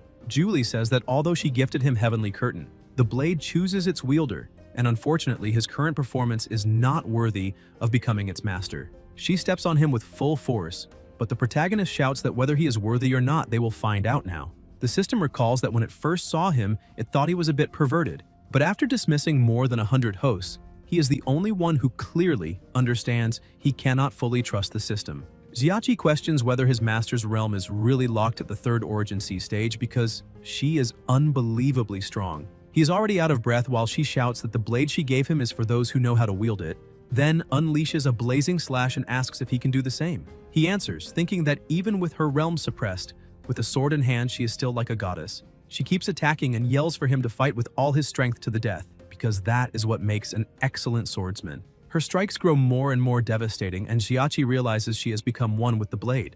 Even without cultivation advantage, she is still overwhelmingly powerful. Suddenly, Julie appears behind him, asks what he is thinking about, tells him to focus, and kicks him away. Xiachi drops the sword and is sent flying.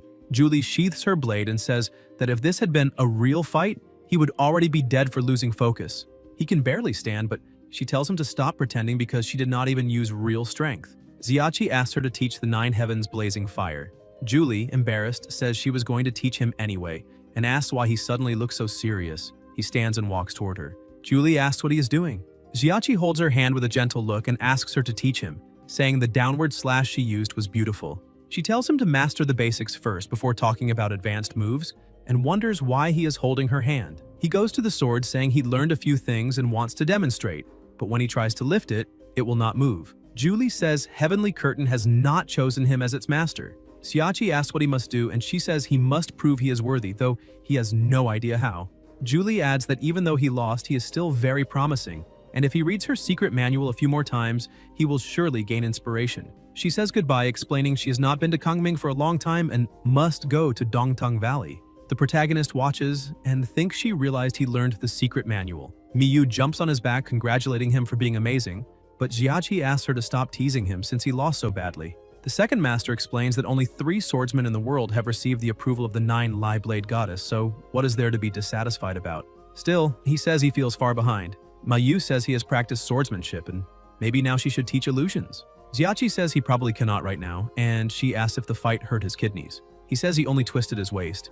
She happily says that is perfect because she has many medicines for bruises and strains, and it is the ideal time to test her newly refined pills. Sometime later, he thanks her, saying his waist is much better, and takes his leave. Once outside, he takes a deep breath and thinks her illusions are truly terrifying, and that a few more sessions would surely lead to anemia or even death, yet she seemed to have something in mind, judging by her expression. Zeroy appears with a new mission alert. He must protect the envoy from the sacred land capital Kongmo, and the penalty for failure is not disclosed. The protagonist is confused and asks why an envoy from the sacred land capital would come to Kongming instead of going directly to the divine palace to meet the senior master. The system explains that Kongmo is hiding his identity as a foreign trade merchant and his purpose is unknown. Xiachi asks if even the system does not know the man's purpose. Zirui says human hearts are unpredictable, and even the system cannot fully understand them. Xiachi asks where the mission location is. Zirui switches the screen and says the detailed mission data is being synchronized directly into the host's brain. As he moves forward, he thinks that, according to the records in the book, that world has 3 extremely prosperous continents. Besides Kangming, there is the Sacred Land Capital and the Free States. The Sacred Land Capital is ruled by an empress, and, a long time ago, cut off contact with the other continents.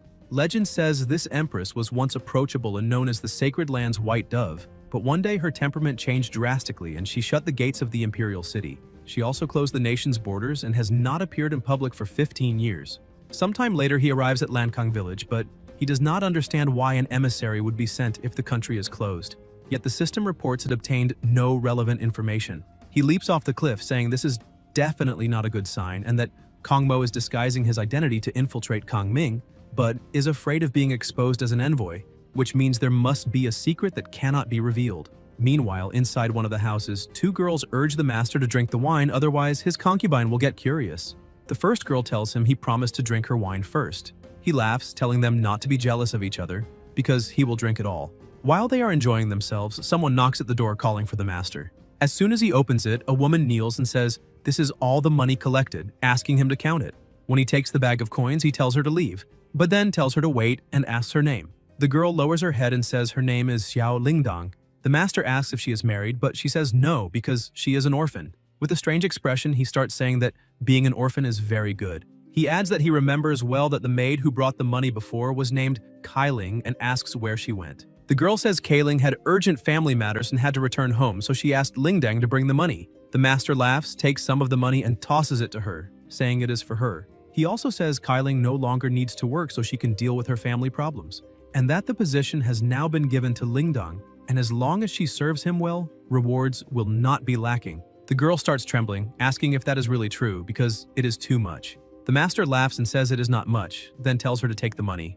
Lingdang kneels and thanks him, staring at her reward. The man holds her hand, laughing and saying the girl's skin is truly soft like milk. Outside, up in a tree, the protagonist sees the girl leaving, looking a little frightened. Kongmo comes out of the house, saying the little girl has a somewhat difficult temperament, but he liked her. Xiachi asks Zirui to analyze the levels of the 2 guards behind Kongmo. The system quickly reports they are at the 5th level of void comprehension. The protagonist is confused to see 2 people that powerful serving as subordinates in the void comprehension realm. Zirui explains that in the face of immense benefits, human beings are driven by greed and self-interest. Xiachi says he noticed the system has changed a bit recently. Zirui explains that the protagonist gave it a name, so it assumed he might prefer a friendlier way of communicating. Xiachi says that is great and asks it to keep doing that, but now it is time to go visit that girl. The system is confused, saying the mission is to protect Kongmo. However, Xiachi explains that with void comprehension experts at his side, Kongmo will not die so easily. The girl is by a lake, washing her hands while thinking about the disgust she feels for Kongmo. The protagonist realizes that if she keeps scrubbing like that, she will end up tearing skin off. He tries to imagine what happened in the room earlier, thinking that a young woman with a tragic past becomes a maid in the house of an authoritarian landlord, and because Lord Lu took a liking to her, she did not dare show her anger and only endured his lecherous hands roaming over her. Zirui is so impressed by the detail that it says it looks like he was there, but Xiachi explains that this is just how the story naturally unfolds. The protagonist uses the moment to ask whether all missions the system gives are of its own making and why he was chosen, but Zirui stays silent. Xiachi presses further and asks why it went quiet. The system explains that at the moment of choosing a host, Xiachi's desires were the strongest.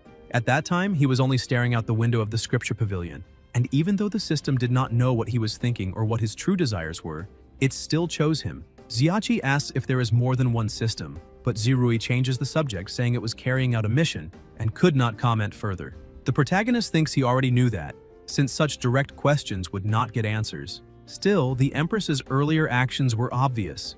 Just as he has restrictions preventing him from revealing the system, she should have similar restrictions. Even so, her repeated accidental hints should confirm she has an identity similar to his, but he does not know why, because he simply does not know where she is from, what era she comes from, or how to confirm his suspicions. Zirui warns that the girl is about to leave and asks what the purpose of following her is. The protagonist answers that they are just taking a look, and the system does not understand the point. Xiachi explains that the system assigned the mission to protect Kongmo, but did not say who might attack him, so he needs to check if there is anyone suspicious nearby.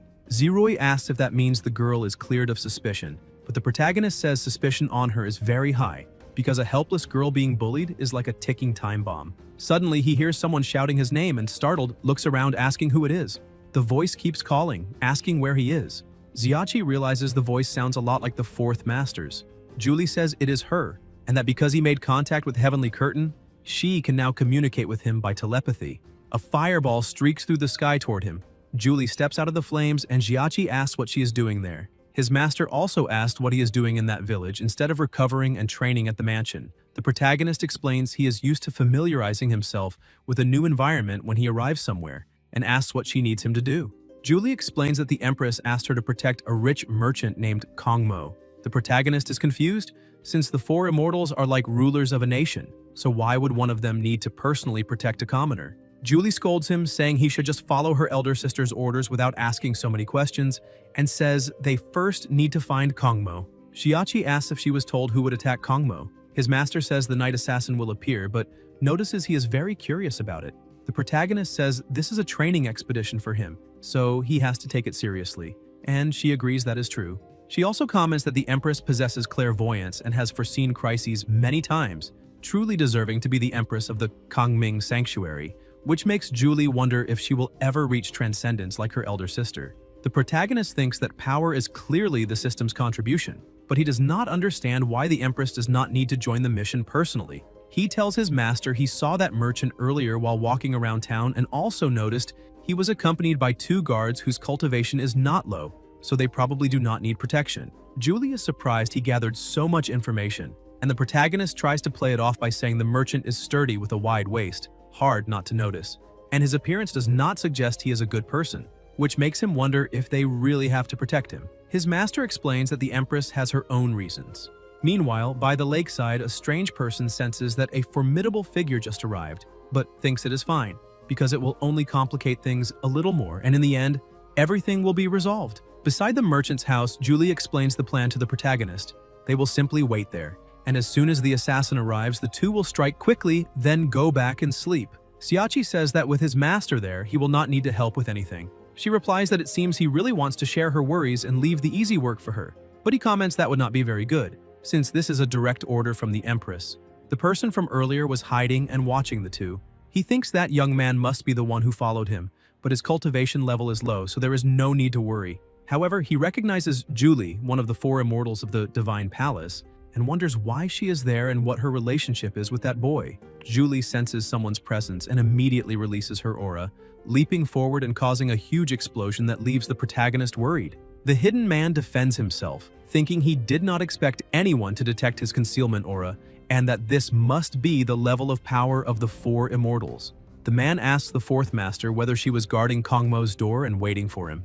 Julie realizes that the man's aura is at the spiritual refinement realm. The protagonist, still confused, receives system data saying the man is at the first level of the spiritual refinement realm. He thinks a gate master was sent to protect the merchant, yet the attacker is in the spiritual refinement realm, so who exactly is Kongmo? The protagonist asks the system if it is sure it is not hiding any mission-related information. Zirui explains it is a functional system, not an omniscient one, and that everything given to the host is all the information that exists. The fourth master remarks that only a handful of swordsmen can reach the spiritual refinement realm and suggests they treat the fight as training. The man says it is a great honor to spar with the divine swordmaster, but at the moment he is not in the mood. Kongmo runs outside and asks what is happening and what that noise is. One of his bodyguards tells him he will investigate and asks Kongmo to stay with Xianzong. Kongmo calms down a bit and says that with his 2 guards there is not much to fear. He also thinks the noises might just be someone setting off fireworks again, and comments that he could go over and watch the excitement. Meanwhile, Julie and the mysterious man stand facing each other. The man decides to try to flee, and Julie notes that his objective is very clear and direct, which is good. In truth, the man is not trying to escape but to carry out his mission to eliminate Kongmo. He attempts a surprise strike, but the guards block the thrown sword. Kongmo thanks them for acting wisely to protect him. One guard realizes the attacker's realm is higher than theirs, but since it is 2 against 1, they still have a strong chance of winning. The mysterious man tells the guards they are only doing this for money and says he would rather not kill them, telling them to leave immediately and he will not lay a finger on them. The 2 guards answer that they should not be underestimated, saying that although they accepted the money, they will protect their client. Julie interrupts, saying she would like to honor the order of arrival and reminds him they already agreed to train together. The mysterious man says it seems he will have to defeat her as well and quickly begins forming hand signs. Julie watches and asks if he is casting some kind of spell, since the spiritual energy feels strange and she cannot tell what he is trying to do. The mysterious man uses his technique, Mirror of Innumerable Flowers. A dense mist spreads, blocking everyone's vision. Kongmo, terrified, shouts for the guards to protect him and promises 10,000 taels of gold if he survives. The 2 guards are astonished, saying the woman is incredibly strong because the moment she appeared, the attacker's oppressive aura vanished completely. Meanwhile, the protagonist is completely lost in the fog, calling for his master and telling her to be careful as the mist grows thicker. Julie appears behind him and tells him to be quiet, saying she's already there. She explains that the solution is simple, they just need to break through the dense fog. With a sword strike, she opens a path through the mist but realizes the mysterious attacker has already disappeared. However, the entire courtyard is filled with his aura, showing she misjudged him and that he is acting indirectly. Xiachi realizes that although he cannot see the attacker, he can feel a strong killing intent, but he does not know where the man is hiding. Zirui suddenly appears and says he could spend 5,000 points, but the protagonist cuts him off, saying he just discovered the system is very good at taking advantage of people in trouble. Suddenly, a bright light flares, disrupting his vision. A voice echoes that Kongmo's life will be taken now. The mysterious man appears behind Kongmo, shocking everyone, but Julie was ready and intercepts the strike, saying it seems he has a few hidden tricks. Yet, he instantly appears behind her instead. The protagonist shouts for her to be careful, but it seems too late and the man lands a hit, throwing Xiachi into panic. However, the clash plays out like an illusion duel, and although the attacker thinks he deceived Julie, she was already 1 step ahead and the target he struck was only a flame clone. He realizes his attack failed as well, meaning the chance of a quick victory keeps shrinking. Julie appears beside him and presses her sword to his neck, ordering him not to move. She quickly binds him with chains of fire and he realizes it is realm suppression. Both guards and Kongmo begin to feel sick as the heat rises with every passing second. The protagonist realizes she truly is extremely powerful, since the divine swordmaster poured her spiritual energy into the enemy's acupuncture points, forcing him to fight while carrying an immense burden for the moment. That is the purpose of the judgment in the Asura Hall.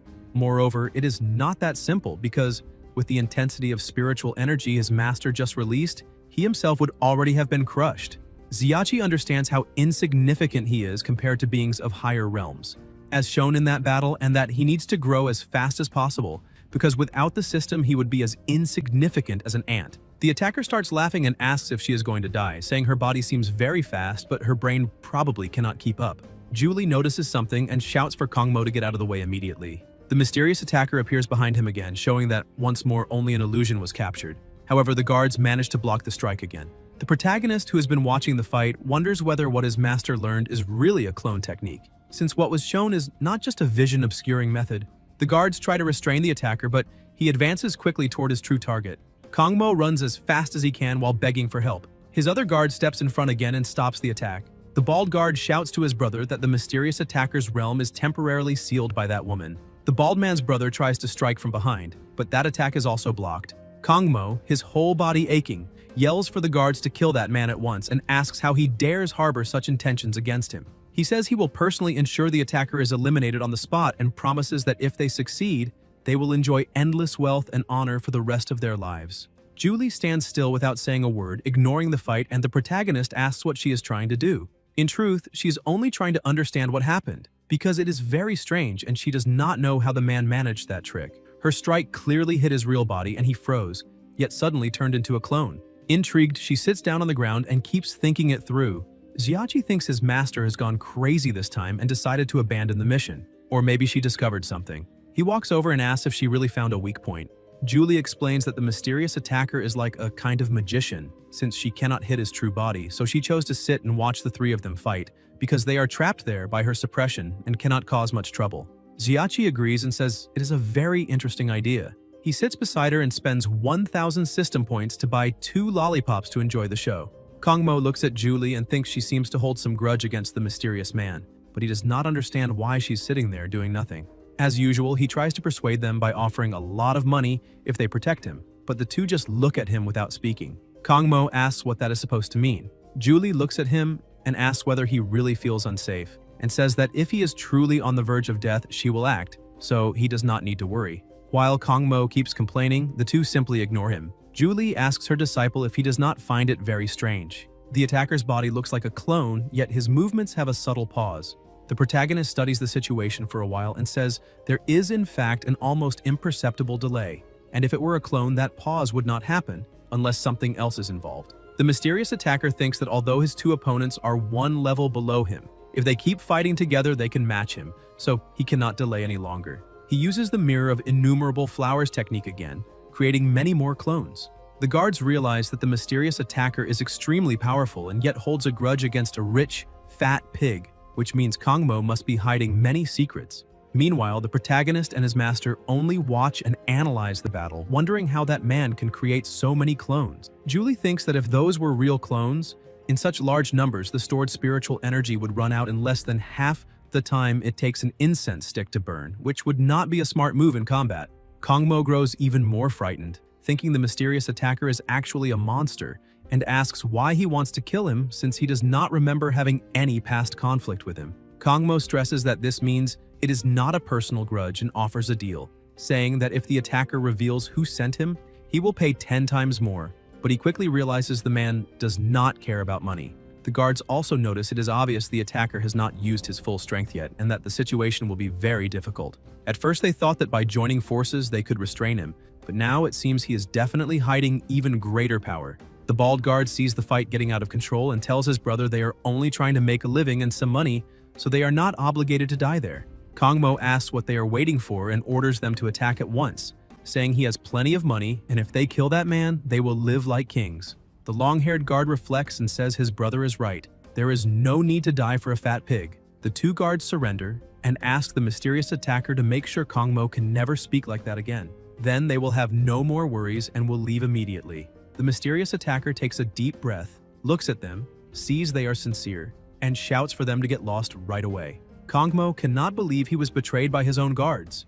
Even after receiving so much money, they still dare to run away mid-fight, and he swears they will pay dearly if they survive. Xiachi is impressed, thinking that for a moment he believed beings of higher planes would have nobler minds, but he did not expect them to flee so quickly. His master replies that it does not matter what plane someone comes from, because that is simply human nature trying to preserve its own life. Julie asks what the candy she is sucking is called and says that when the fight ends, she wants more. The protagonist answers that it is called Bang Bang and quietly notes that she really likes sweets. Julie walks over to Kongmo and starts mocking the situation, saying it seems only that spoiled little girl can save him now, but just looking at his face already makes her feel disgusted. She tells the mysterious attacker there is no personal enmity between them, and that if not for his foolish objective, they could even be friends. However, now he wants to kill that man and she wants to protect him, which is a pity. If she were only an observer, she would even be happy to see the despicable pig eliminated. Kongmo loses patience and asks how many more times they are going to call him a fat pig. He does not understand why that woman wants to protect him, but decides it does not matter. It also makes no difference if his identity as an envoy is exposed. The sacred capital cannot receive messages right now, so he will not consider the mission a failure. The mysterious attacker acknowledges her strength, but says that even as the 9-Lie sword goddess, she might not leave the battle unharmed. When he hears she is Julie, the 9-Lie sword goddess and one of the 4 immortals, Kongmo believes he no longer needs to be afraid. At the same time, he realizes this proves his true identity has already been exposed, but tells himself he has already prepared a countermeasure. Julie tells the attacker she is very interested in the abilities he has shown. It is as if his reflection shines on the surface of water, which reminds her of a story her elder sister once told. The opponent remains silent. She then draws her sword and says, "It does not matter anymore." because that story no longer makes sense, since the protagonist in it was supposedly eliminated. Zirui notifies the protagonist that his mission is to protect Kongmo, but Jiachi is confused and asks whether it should not count as mission complete as long as Kongmo stays alive. The system replies that it only counts if he is actively protecting the man, and the negative impact remains below the permitted threshold. The protagonist finds that explanation very strange and says it sounds like Zirui is making that up on the spot. The system answers that it is also just executing a mission and cannot comment further. Jiachi says that is fine since the answer is always the same, and if he keeps asking, he will probably die on the spot or be teleported to some strange scene. He adds that he did not come just to watch from the sidelines because he is here to level up. He walks over to his master and says she is fighting alone, asking if she already forgot he is there too. Kongmo is irritated by the protagonist's attitude and thinks that instead of interfering, he should just attack and try to eliminate the enemy at once. Julie explains that the mysterious man is 4 realms above the protagonist, but he answers that he can still grab her sword anyway. Julie becomes completely furious and shouts, asking what he just said. The protagonist realizes he misspoke and smooths it over, saying it was nothing. He just believes he can try to fight that man. His master ends up agreeing, saying that if her disciple wants to train like a true cultivator, she cannot refuse, but tells him not to die an ugly death and disgrace the 4 immortals. Even annoyed by his comment about taking her sword in front of strangers, she states that although he is far weaker than the mysterious attacker, as long as she is there, it will be fine. The mysterious man starts laughing and asks if they are going to keep playing master and disciple at a time like this. But then his tone changes and he says he heard the 4 immortals of the sacred domain are upright and fair, yet now they want to protect a stray dog like that worthless trash. He tells the protagonist to listen carefully and says that at his age he was not so naive because back then his sword had already tasted human blood many times, and in his youth he had made countless victims. He prepares to strike and says he has no personal grudge against the protagonist, but feels deadly hatred toward Kongmo, so if the boy dares block his path, he will fall to the blade as well. The protagonist dodges the first attack, but the opponent follows with another and lands a kick that sends him flying. The man continues the assault, appears above him, and slams him down again, saying Jiachi is even weaker than he expected. Julie thinks that although Candace's level has been suppressed because of her, her disciple still does not know how to fight, and the gap in combat experience is huge, so she gets ready to intervene. Suddenly, the protagonist opens his eyes and stands up, explaining that he let those blows land on purpose.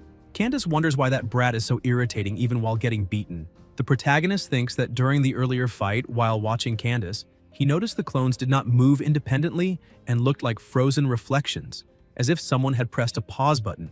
That makes it almost certain they are not true clones, which reminds him of something useful. He says the preparation time for the change he is about to make is a bit long, so it cannot be rushed. He checks the system and finds the multiple shadow clone technique. With 50,000 rage points, he can exchange it for 3 minutes of use.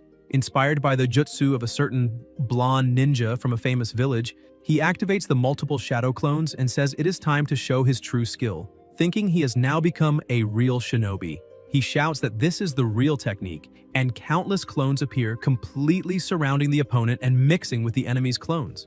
Candace comments that it is frightening for someone at the protagonist's realm to create so many clones, but that it only means his spiritual energy will be exhausted in less than 10 seconds, and those clones are probably just as fragile as the original. The protagonist asks if he is really that certain because he believes it can last 3 minutes. He gets ready to attack and, using the deck of cards he inherited from his grandfather, says this is the moment and activates a skill that makes all his clones extremely durable. Julie just sits there enjoying her lollipop, thinking the 2 of them look like children fighting. Jiachi uses the Sea Star technique. Candace asks what kind of spell that is, as water begins to appear and quickly realizes Jiachi is truly a threat. He charges again, attempting a sneak strike, but Julie says Candace is getting carried away and orders him to kneel immediately. The pressure of her aura stops the attack at once, and Candace drops to his knees. Suddenly, an arrow flies toward him and grazes his neck. Candace asks who is attacking from the shadows. The protagonist looks back and sees it is the girl. With tears in her eyes, she says she finally found someone to rely on, so Candace cannot destroy him. She adds that she coated the arrow with a potent poison, and he will soon be dead. Candace panics when he hears that.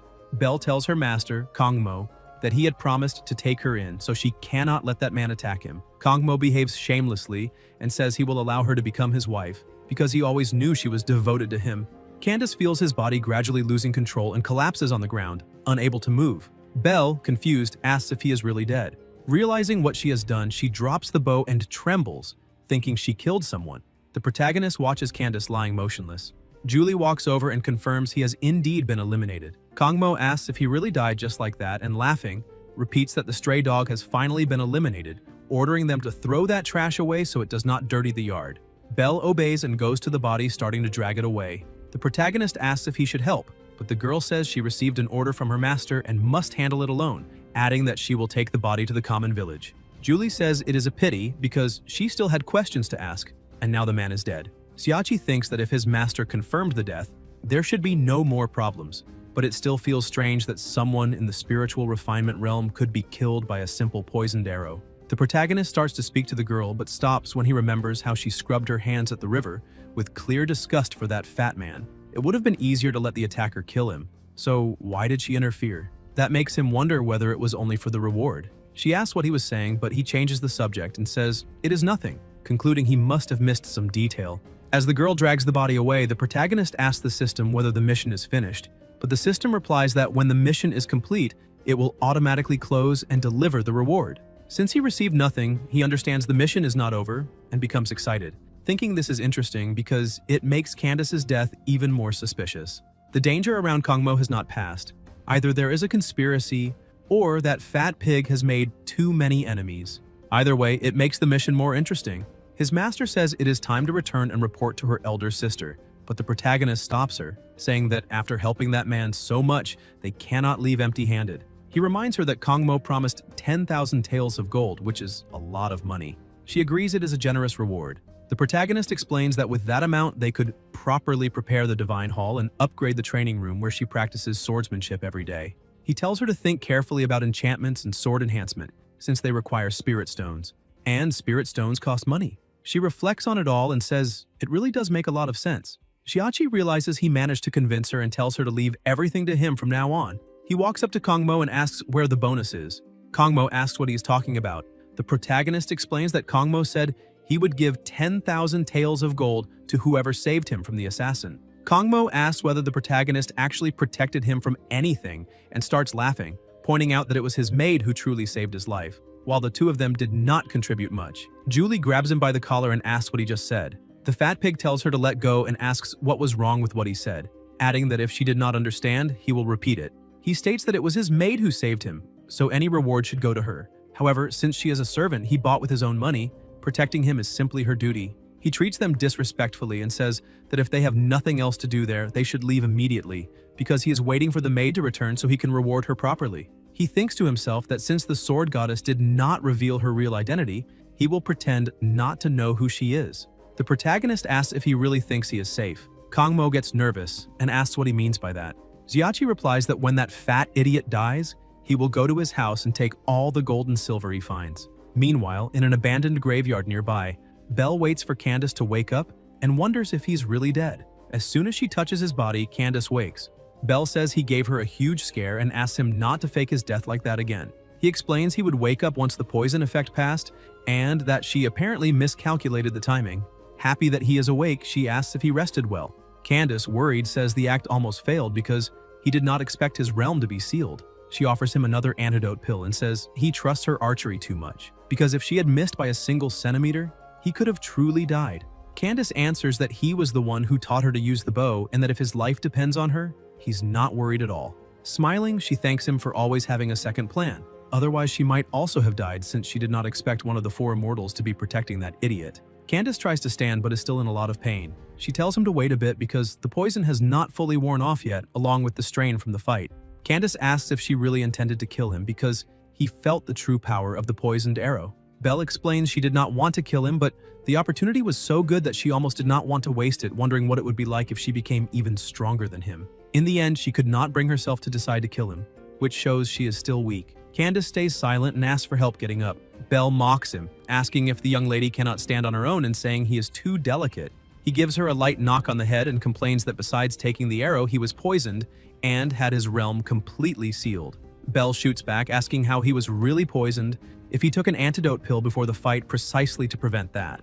Then she changes the subject and says they failed this time, but will surely win next time. Candace agrees and says that after this battle, he better understands how to deal with the sword goddess. For now, however, they need to go back and rest while preparing a long-term plan. The main problem is not only handling the sword goddess, but also the boy who walks beside her. Even with a low level, he gives off something strange wherever he goes.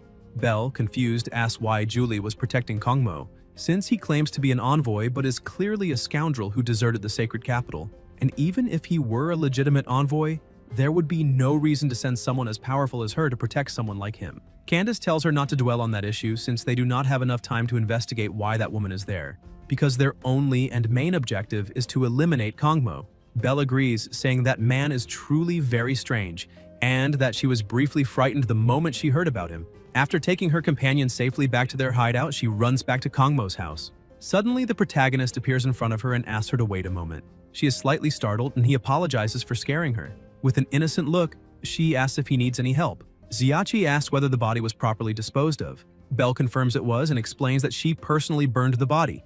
The protagonist asks why she did that, since the order was only to throw it into the common grave. Belle replies that she was afraid he might suddenly wake up, so she chose to burn it because that way there is no chance of him coming back. Even so, the protagonist scolds her, saying that was destruction of evidence and now it will be extremely difficult to find any proof of what happened. Belle looks confused and asks what kind of evidence he is talking about.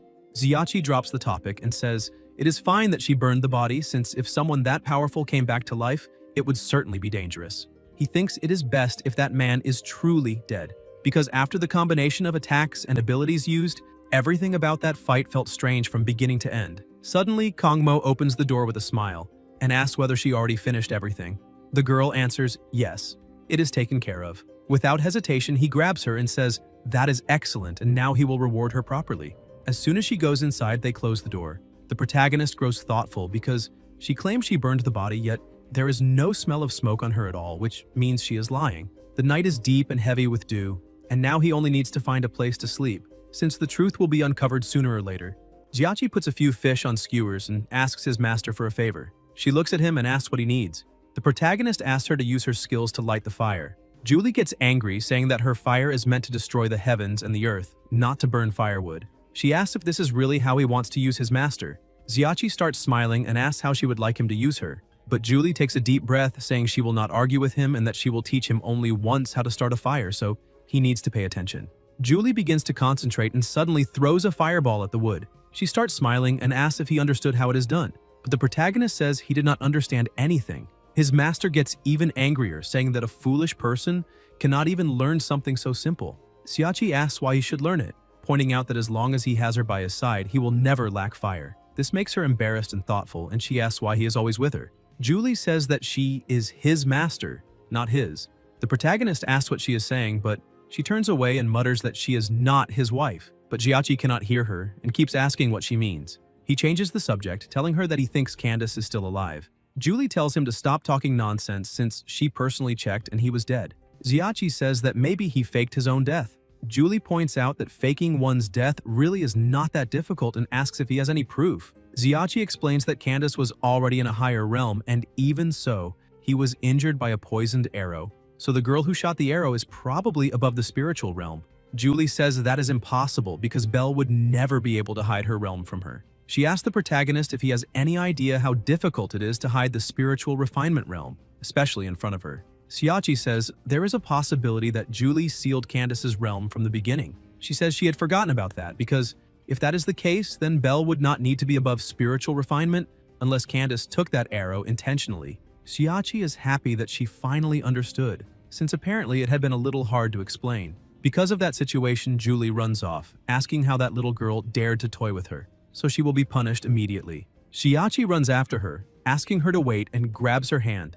Julie gets embarrassed and pulls her hand away, asking why he was holding her. She asks why he is trying to stop her, because that girl is at Kongmo's residence, so no one knows what she might be planning to do. If they arrive late, Kongmo could be killed. Then how would they explain that to the Empress? Xiachi says she will not try to do anything to him right now and notices that his master's tone of voice has changed a little. Julie asks why. The protagonist explains that even if they had not appeared, that guy probably would have faked his own death. Julie gets a little confused by this, but the protagonist stops talking and goes to eat. She shouts, telling him to finish what he was going to say. Xiachi continues, saying that Kongmo had 2 experts protecting him, and even if it took some time, Candace would be able to defeat both of them and accomplish his goal. Even knowing that, he insisted on sending Belle to Kongmo's side. He asks if she knows why. Julie remains completely lost in the conversation, and the protagonist points out that there must be another reason behind all of this. Kongmo may be hiding something that Candace wants to find. Julie asks if he is really saying that Belle needs to put on a show in front of Kongmo to make him trust her. The protagonist says it is probably something related to that. Meanwhile, at Kongmo's house, Belle is sitting down and he appears, smiling at her and saying what she wants. It is a first-quality Phoenix Dan Kong. She stands up and thanks him for his generosity. Kongmo sits on the floor, saying that whatever that girl wants, she only needs to tell him, because she saved his life again, so tonight, she will be his benefactor. Belle becomes a little shy, and he continues saying that the condition does not matter, because he can satisfy it since he has a lot of money. She shouts, saying that she is a servant and does not want anything, because the only thing she wants is to stay by his side and serve him. Kongmo gets excited when he hears this. She continues saying that she does not want to live a life of poverty, and also wishes to climb the branches one day and become a phoenix, because she is not willing to remain a humble commoner for her entire life. She knows that those words will make her master dislike her a little at that moment. However, she needs to say them, because that is her true heart. He starts laughing, saying that she is very ambitious, but that is actually very good. He says that if that is the case, from then on, she will stay by his side to enjoy the best of everything and live a life of eternal wealth. She thinks that expressing a little ambition in the proper way will not seem too fake. She bows and thanks her master for his generosity. During the night, the protagonist is lying down and some flies are bothering him. He gets up, complaining that he cannot sleep because there are too many insects. But when he looks to the side, he realizes that his master is completely passed out and wonders how she can sleep so well. He tries to wake her up, but she thinks he is her father and asks if he can let her sleep a little longer because she is very tired and does not want to practice swordsmanship right now. Xiachi thought she had come out of a stone, but apparently she had a father, which means that even the god of blades had a painful childhood. He gets up, complaining that sleeping on the floor hurts everywhere except his back. But either way, he cannot sleep, so he decides to take a walk at night. As he walks, he thinks he should have gone back to Panshan Manor and rested comfortably, since Candace and Belle probably will not do anything that night. But while walking, he sees her sitting by the lake. He approaches and calls out to her. She is startled and asks who it is. Xiachi introduces himself, saying that they met that day. She says he is the young knight who helped her master, so she remembers him. She points out that it is already very late and asks why he is not resting at home. But the protagonist walks over and sits beside her, saying that she is not sleeping either, and asks if something is troubling her mind. She says no and explains that she always sleeps very late and that it is very hot, so she wanted to go out for some fresh air. However, she becomes suspicious, questioning whether it is a coincidence or if he has been following her the whole time, because if that is the case, and he dares to make any reckless move, she will definitely react. But Xiachi points out that he definitely thinks Candace is a good person. This surprises her and makes her lower her guard a little. She smiles and asks how that guy could be a good person, since he tried to kill her master. The protagonist asks whether someone who kills a hateful villain cannot be considered a hero. He lies down and she becomes thoughtful. He continues saying that if Kongmo is a bad person, she is helping evil. She becomes even more thoughtful, finding it strange that people there know what it means to help evil.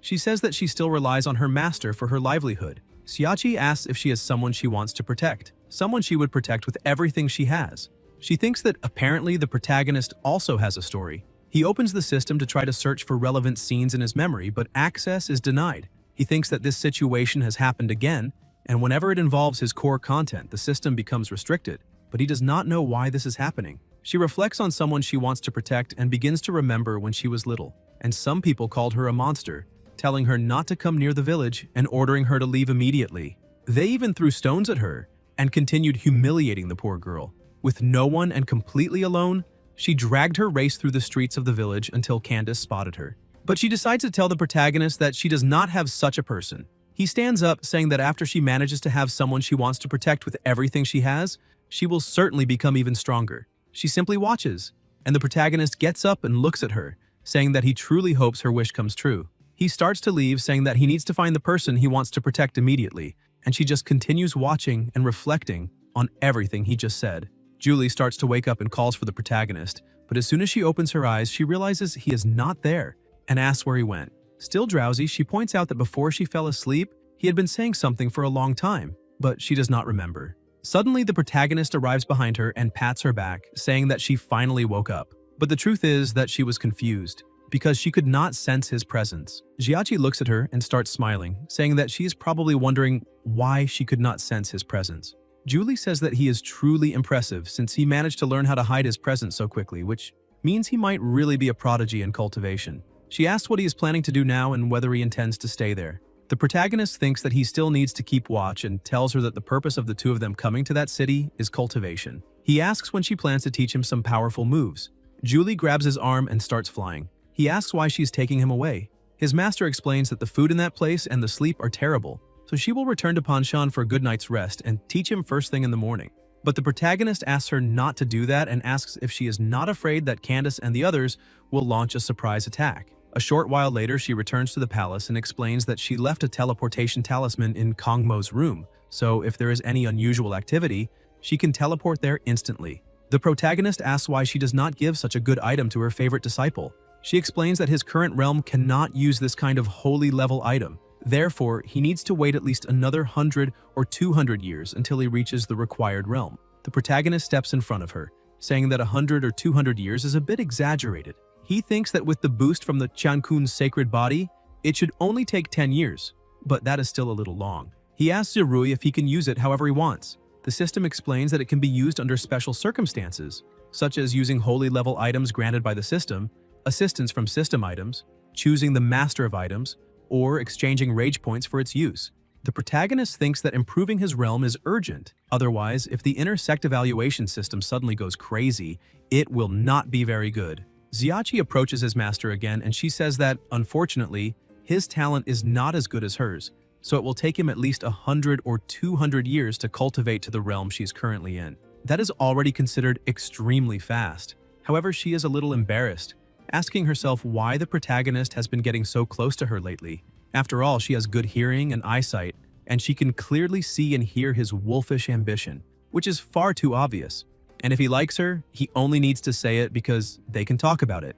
The protagonist tells her that he heard a good master teaches a good disciple, but apparently she is not planning to teach him with all her heart. She starts walking away saying that bringing him to Kangjan is for cultivation, and she and her sisters have already discussed it. She emphasizes that he must not complain about hardship or exhaustion, much less bother them. The protagonist says that is fine and asks if the first master and third master are all right, because he knows that the third master is a little sick and asks if it is very serious. But Julie says she is perfectly fine. She says she's going to sleep because lying on that hard floor made her body feel a little sore, wishes him good night, and closes the door. The protagonist takes a deep breath and also wishes her good night, thinking that she was practically drooling while she slept. But as soon as they talked about the third master's illness, she became even more nervous. Whenever that is mentioned, her face turns red, so something must really be going on. Suddenly, he notices a tail behind him, and as soon as he looks down at the floor, he sees a small fox. He wonders if she could be the second master. He treats the small fox as the second master and asks why she still is not sleeping, but gets no response. Suddenly, the second master appears, asking Chi-Chi what he's doing outside. The protagonist is surprised and she asks what happened. He holds Chi-Chi, saying that the small fox was not the second master in disguise. She explains that it is her spiritual servant and asks the protagonist what he and the fourth master did that night. He explains that the fourth master was ordered by the first master to protect a fat guy named Kong Mo. He thinks that the fourth master needs protection, and if he says that, the system will not eliminate him. Mai Yue asks if the mission was completed. He says it was kind of resolved and points out that Mai Yue uses elixirs for cultivation, asking whether using that to help cultivation is not considered an unorthodox path. She says that depends a lot on the situation. She asks if he thinks cultivation is too difficult and wants to take a shortcut. She points out that there are some elixirs that can temporarily raise one's realm by 2 levels, and there are also some elixirs that can revitalize virility. The protagonist says he does not need to revitalize anything for now, because his virility is always present. Miyu starts laughing, saying that if that is true, she would very much like to see it. He is surprised to see that the second master is the driver of the mountain god of Tuj. Miyu says that tomorrow morning, as soon as Julie finishes teaching him sword techniques, she will teach him the basics of illusions and asks him to get a good night's sleep to rest because tomorrow will be very tiring. Besides, illusions are very fun things. Meanwhile, somewhere else, Candace is looking at himself in the mirror and slams the table very hard, saying that he definitely cannot lose. Back at the palace, Julie explains to the protagonist that in order to practice the blade, he must first pull the heavenly curtain out of the ground. After all, how can he practice blade techniques without a blade? The protagonist stares at her, and she asks why he is just standing there staring and orders him to pull out the sword immediately. As soon as he grabs the blade, he lets out a very loud scream and she is startled, asking why he suddenly screamed like that. Xiachi explains that it was just to hype himself up and bring out a little more strength. The fourth master takes a deep breath, saying that if he cannot pull out the heavenly curtain, it means he has no talent for swordsmanship. But suddenly, a large amount of energy begins to flow out of the sword right where he is holding it. The protagonist is frightened and asks what is happening there. He lets go of the sword and the energy becomes even denser and stronger, pulling him and his master inside. The two begin falling into a subspace and land on top of a volcano surrounded by lava. Xiachi asks if this is the test for the sword to choose a master. However, he questions why she was pulled in too. Julie points out that she has never encountered a situation like this before either. The sword asks him to prove his worth. Xiachi is surprised, wondering if there really is a system inside the space of the heavenly curtain. And although it is a little different from Zirui, that thing is indeed like the system. He asks Zirui if he created it or if that system teacher is his colleague. But the system says it does not know what that is and cannot connect to it either. He looks at Julie and notices that she is staring directly at that system, which means maybe he is overthinking it and it is just something similar to a system. The message changes, saying that in the realm of the heavenly curtain, he needs to earn the right to use the heavenly curtain. So he needs to pick up the blade and fight Julie. Suddenly the sword falls beside him, but he's not very excited to see that he needs to fight the sword goddess. The heavenly curtain emphasizes that it will personally judge whether the protagonist is qualified to become the master of the heavenly curtain. Julie gets excited, saying that this is a very fun game, but asks why nothing happened when she took control of the heavenly curtain. Besides, she thinks that place is a good training ground because they do not need to worry about damaging the buildings, which avoids a lot of trouble. He realizes that she had been silent for so long because she had not understood the situation. She asks him to pick up the blade and play with her for a bit because she is a master and will teach him properly. Xiachi still feels a little uncomfortable, but he grabs his blade. However, he is surprised when she charges at him with everything she has, saying that he needs to pick up the blade and that they are going to face each other with full force. He shouts, saying that this is too sudden, but she scolds him, asking if he really believes that when fighting an enemy, the enemy will wait until the protagonist is ready. He holds his sword and dodges the attack, saying that if that is the case, then she will have to teach him everything she knows.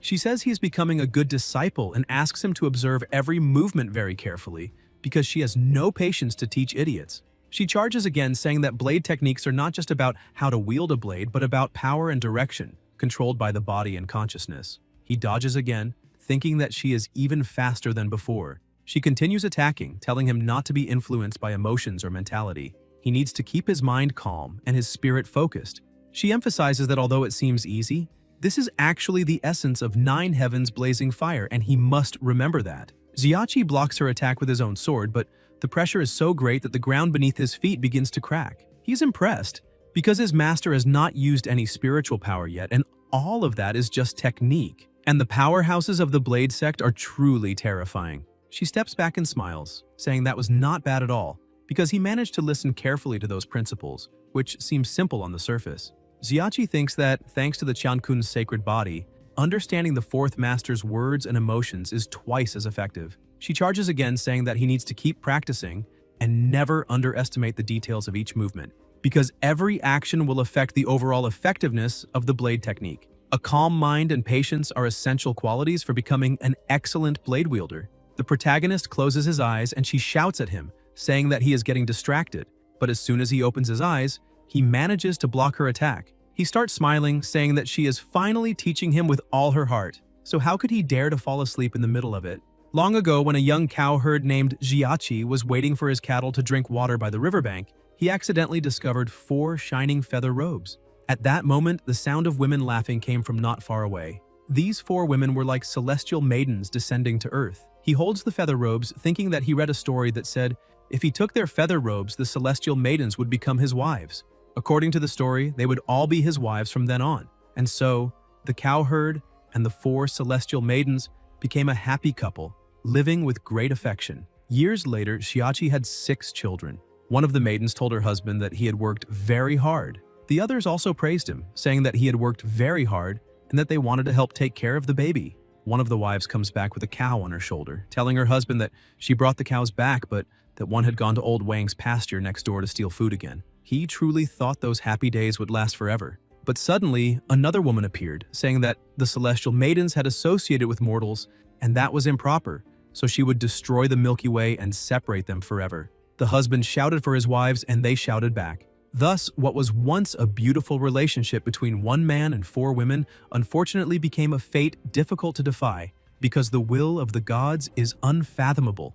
It was as if parrots flew east and swallows flew west, meeting only during the Chichi festival. Spring turned into winter. Several autumns and winters passed, and Jiachi constantly begged the heavens without missing a single day. The goddess says that every year on Chixi, a bridge can be built so they can see each other, because this is getting very boring. Xiaqi's sincerity moved the heavens, and finally, the Queen of Heaven gave in. The birds created a bridge, allowing the wives and the husband to meet, and that is why he wishes everyone a happy Chixi festival.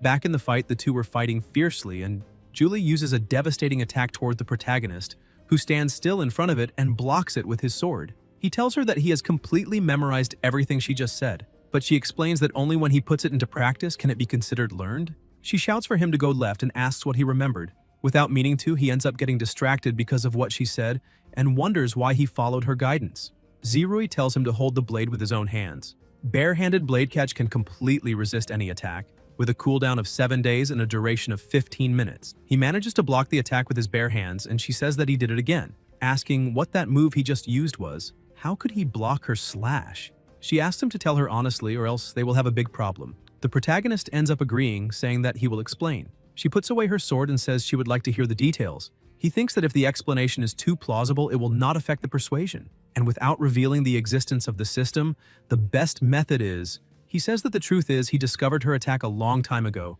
and that it is not such a powerful move. He thinks that this way he will create trouble and distract her. She asks how her attack could not be that powerful. Besides, how could he, a mere boy in the One High Realm, figure it out? He thinks that the advantage of this is that she is always impatient, so she will quickly forget the previous question. Julie starts to lose her temper and asks if he really knows what he is saying. The rage points begin to rise, and he says that he knows very well what he is saying because this is the second time he has blocked that move of hers. Besides, she always criticizes him, but in truth, it is because he is going easy on her. On top of that, he says she is very weak. She becomes furious and picks up her sword again, saying that she would like to see how many times he can block her weak attack. He thinks the disadvantage is that this will completely enrage her. However, she will forget what she asked as long as the skill is completely mastered. With only 2 fingers, he manages to block the attack, saying that he can easily win that round. She cannot believe that her attack was blocked again and keeps trying, saying that she will cut him until nothing is left. But the protagonist says he will defend against everything with his own hands. And this repeats a few times. He thinks that 15 minutes is still a long time, but her mental defenses are probably about to collapse. Julie places her sword on the ground and falls to her knees crying, saying that the protagonist is bullying her and that this is too much bullying. She shouts that she wants to go home because he is the worst apprentice she has ever taught, even though he is the only one. He is surprised to see her crying and thinks that Asura also cries when she cannot win an argument, and the two of them really are a perfect match. The Heavenly Curtain calls the protagonist shameless, and Zirui also calls him shameless. The two say they have never seen someone as insensitive as him. Sometime later, he leaves the Heavenly Realm with the Heavenly Curtain in his hand, but notices that it is looking down on him and says that it does not need to look at him with so much disdain. Zirui tells the protagonist that regardless of the process, the Heavenly Realm finally acknowledged him, even if he is shameless. He wonders what kind of acknowledgement that was. Before he returned, the Heavenly Curtain said that it was fine, mainly because it was unlikely that anyone would accept the challenge, so it would serve him itself. Julie is still upset in front of him, asking how this could be happening. He thinks that apparently he went too far, and his system takes a deep breath and says, "That is true." Mayu appears and asks Julie what the problem is.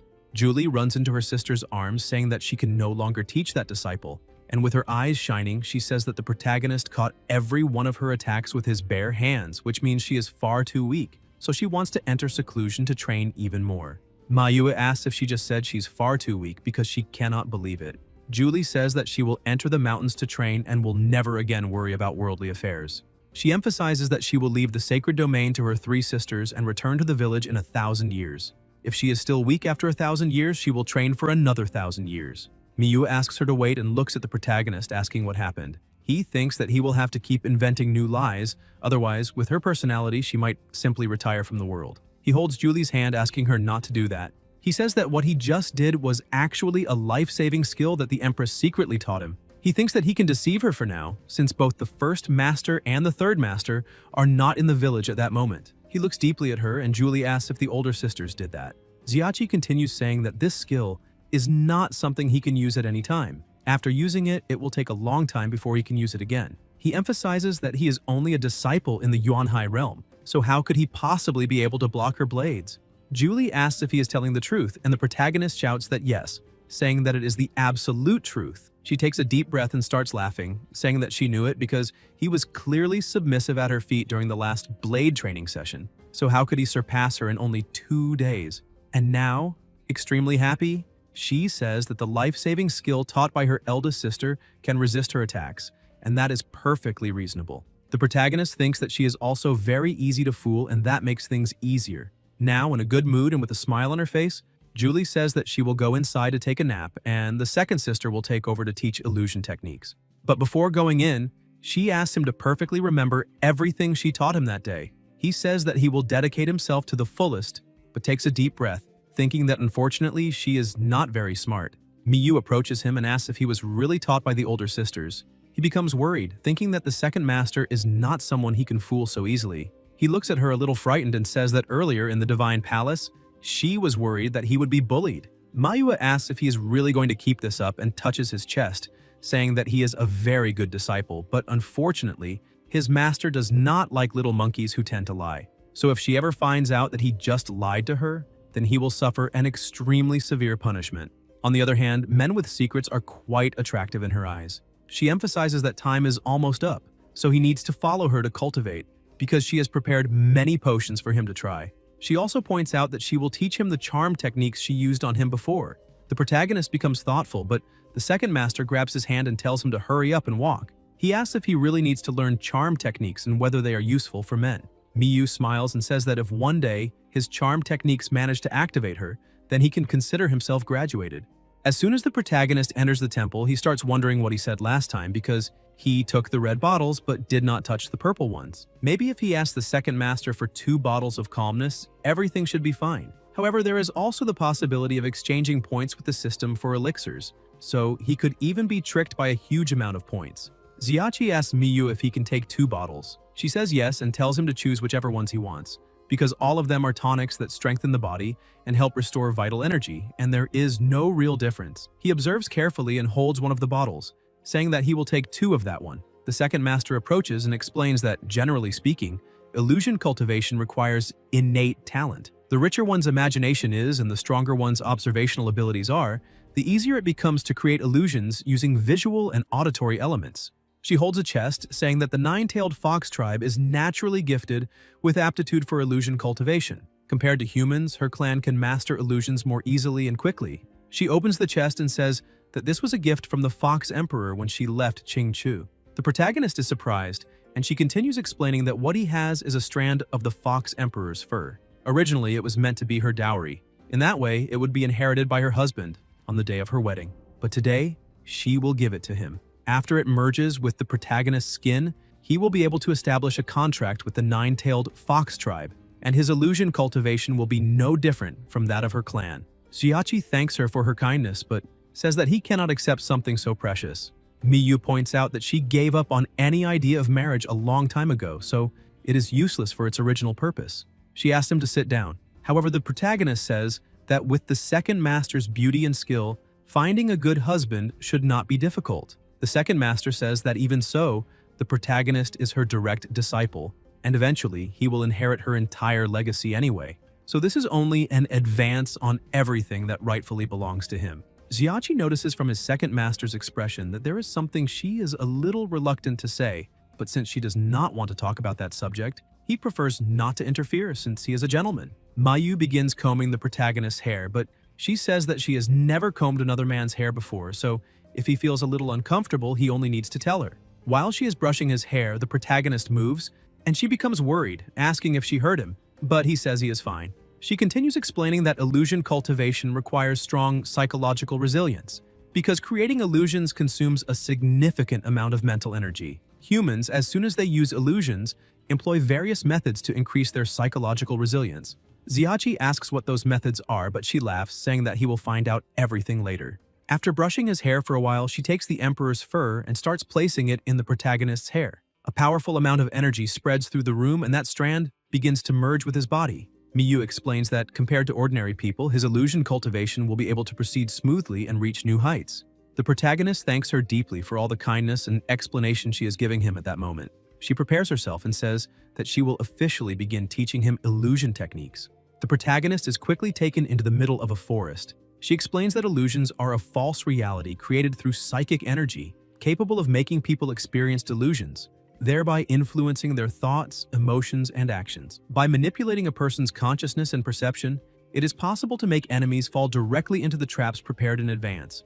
Inside that illusion, the protagonist's mind is connected to his master's mind, so he only needs to follow her guidance and observe her actions to learn illusion techniques. She asks him to close his eyes and imagine together with her. The second master asks if he can hear the sound of sea waves crashing against the rocks. The protagonist concentrates as much as possible, and when he opens his eyes, he sees a landscape and points out that it really feels like he is at the sea. He realizes that as long as he can form an image in his mind, he can create an illusion. So if he imagines that kind of thing, maybe it can really seem real. He is impressed, saying that this is a great skill. However, after getting a little distracted, he realizes that he can no longer see his second master. But when he looks a little farther away, he sees something in the distance and tries to call out to that child. As soon as they approach, the protagonist asks if she has seen the second master. Xiachi thinks about it a little more and realizes that this is only an illusion. She is part of that entire scenery, but he has no idea why the second master created a little girl. Suddenly, he hears someone calling his name and someone touches his back. He turns around in fright and realizes that it is only the second master. He takes a deep breath and asks where she went a short while ago. Miyu asks if he has already managed to understand how to use illusion techniques. The protagonist finds that a little strange and starts wondering why she is deliberately changing the subject. The second master explains that she was not in that illusion just now, but that is not important because the protagonist's mind is connected to hers, so he can learn either way. He agrees, saying that he does indeed have a feeling about this matter. She laughs and starts hugging him from behind, saying that this is very good and next, she will teach him how to calm his emotions. With a gentle touch and a sweet voice, she asks him to close his eyes and feel the flow of spiritual energy. Xiachi obeys, concentrates, and breathes deeply. He tells her that it feels like it is tingling and going a little numb. She explains that when he realizes he has fallen into an illusion, or is being consumed by one, he needs to remember what he felt just now. A short while later, the protagonist comes out of the illusion in the alchemy room. Miyu was still lying on the table and begins to wake up, a little embarrassed, saying that he seems to have seen it. Meanwhile, in his room, the protagonist is sitting down, focused, thinking about everything that happened. He gets out of bed, thinking that if he had these learning methods back when he was in school, he would no longer have needed to swing back and forth between Qinghua and Blue Xiang. Confident, he shouts that this is very good, because his brain already understands, and the next step is to teach his hands. As he leaves his room, he stops to analyze because apparently he is forgetting something. Even if he starts cultivating now, there is only a little more than half a month left. If Candace causes trouble along the way, the time will be even shorter. With only half a month of normal cultivation, he probably will not even be able to pass the first level, much less advance to the next realm. This makes him a little worried, pacing back and forth, thinking that this is not right, because his 4 masters should clearly know this. However, they chose to bring him there to cultivate. He thinks that maybe it is because that place is blessed with spiritual energy and is a blessed land for cultivation. If that were the case, that place would have already become a scenic spot a long time ago. The Empress approaches the protagonist and calls out to him. He turns around, saying that it is very good to see that she is already back. He asks how the third master is. Jinyao explains that she is recovering in East Tang Valley, and she will return to take care of the third master a little later. Irritated by that situation, the protagonist sits on the floor, saying that on that day, both the second and fourth masters taught him at least the basics. However, it took almost an entire day just to get started, and there is only a little more than half a month left before the inner disciple evaluation. Even if he is a genius, half a month will not provide any significant boost to his cultivation.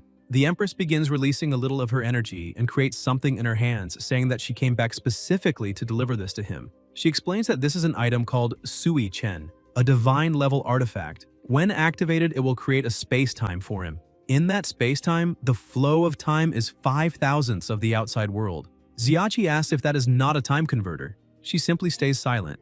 The protagonist says that even with his current realm, how could he control Sui Chen? Jinyao explains that this item is different from other artifacts, and as long as he uses it, it will work. The protagonist becomes excited and thanks her, because with that divine artifact, he will definitely win first place in the outer disciple evaluation. She is impressed and asks if he is really that confident and whether it is because he already has some secret to victory. Xiachi says that it is because his heart is racing, and this love is like a violent fire. But this was not as good as he imagined. A little embarrassed, he says that it is fine, and now he will adjust the atmosphere. However, he thinks that she did not respond instinctively, and his previous guess about her was probably wrong. The Empress continues saying nothing, merely watching, then turns to leave, saying that she will come back in a few days to check on his cultivation progress. Xiachi says goodbye to her and asks her to walk slowly and carefully, but she simply shoots into the air. As soon as she leaves, the protagonist looks at the artifact and says that he knew it, because that whole thing about the atomic bomb and spicy food in Shu was just a coincidence. That is such a popular code that it cannot help but reveal the next lineage.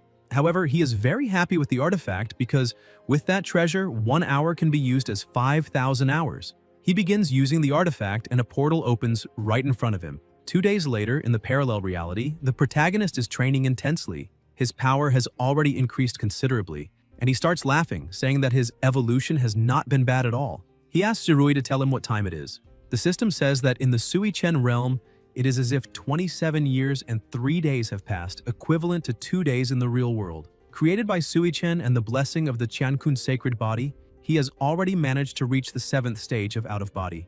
Besides, he remembers that the Empress had said she would come back to visit him in 2 days, so it is time to leave. Zirui becomes a little thoughtful, and the protagonist asks what is going on. The system explains that although only 2 days have passed in reality, they have lived through 27 years. Xiachi begins opening the portal and asks what exactly the system is trying to say, because 27 years is indeed a very long time for ordinary people, but for someone who has to cultivate for an entire lifetime, it is only a movement of Kung Fu.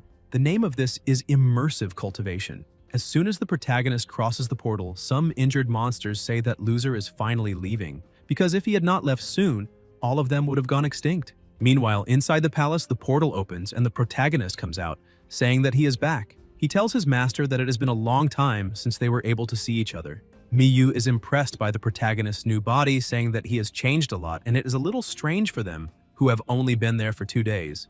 The protagonist points out that one day apart feels like 3 years. From his point of view, 27 years and countless springs and autumns have already passed. Julie begins looking over Xiachi's entire body, and he asks if something is wrong. She explains that he has already managed to reach the out-of-body stage, and that is truly unbelievable, because for ordinary disciples, it takes at least 40 to 50 years to reach this realm. She says she will do a small calculation because in the Sui-Chen realm, only a little over 27 years have passed, so the protagonist really could be a genius. That would explain the matter of the heavenly jade steps and the formations. The protagonist smiles and explains that he spent days and nights cultivating inside without slacking off. In addition to the buff from the Qiankun sacred body, the second master changes the subject, asking what he ate, what he wore, and where he lived inside that subspace. The protagonist starts explaining that he carefully inspected that space. Aside from him, there was no one else. As for clothes, he was not so lucky, and when it came to food, one monstrous beast could last 10 days. He points out that he actually feels a little guilty for eating the monsters, but thanks to them, his cultivation speed increased quite a lot. The first master creates new clothes for the protagonist, saying that his clothes were tattered, and asking what kind of decency that was. Moreover, now that he has reached the out-of-body stage, his subsequent cultivation will be a little easier. After the third master returns tomorrow, she will arrange more cultivation matters. Julie shouts that she does not agree with that. Miyu asks what is wrong. The fourth master explains that the teleportation talisman she had left changed rapidly, and she needs to go see what is happening with Kangmo.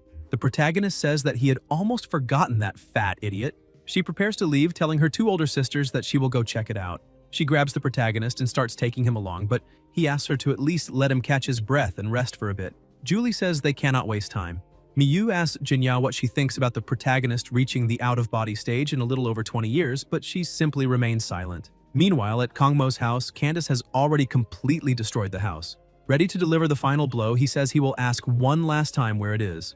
Kangmo, who is lying on the ground unable to move, says that if he gives up the information, he will simply die by Candace's hands. He asks who hired Candace because he will pay 10 times more for his life. Candace points his sword and emphasizes that not everything can be measured with money. But before he can deliver the final blow, Julie and Xiachi arrive. He says that this was already expected and that resolving this situation would not be so simple.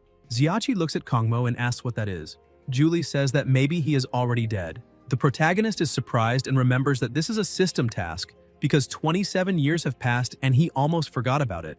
Kongmo starts cursing the protagonist, calling him a bastard, saying that he is far too late and that this is useless and irritating. But the protagonist kicks him and tells his master that Candace probably did not kill that guy. Besides, he realizes that the system has not indicated mission failure, so it is very good that he held back with that kick.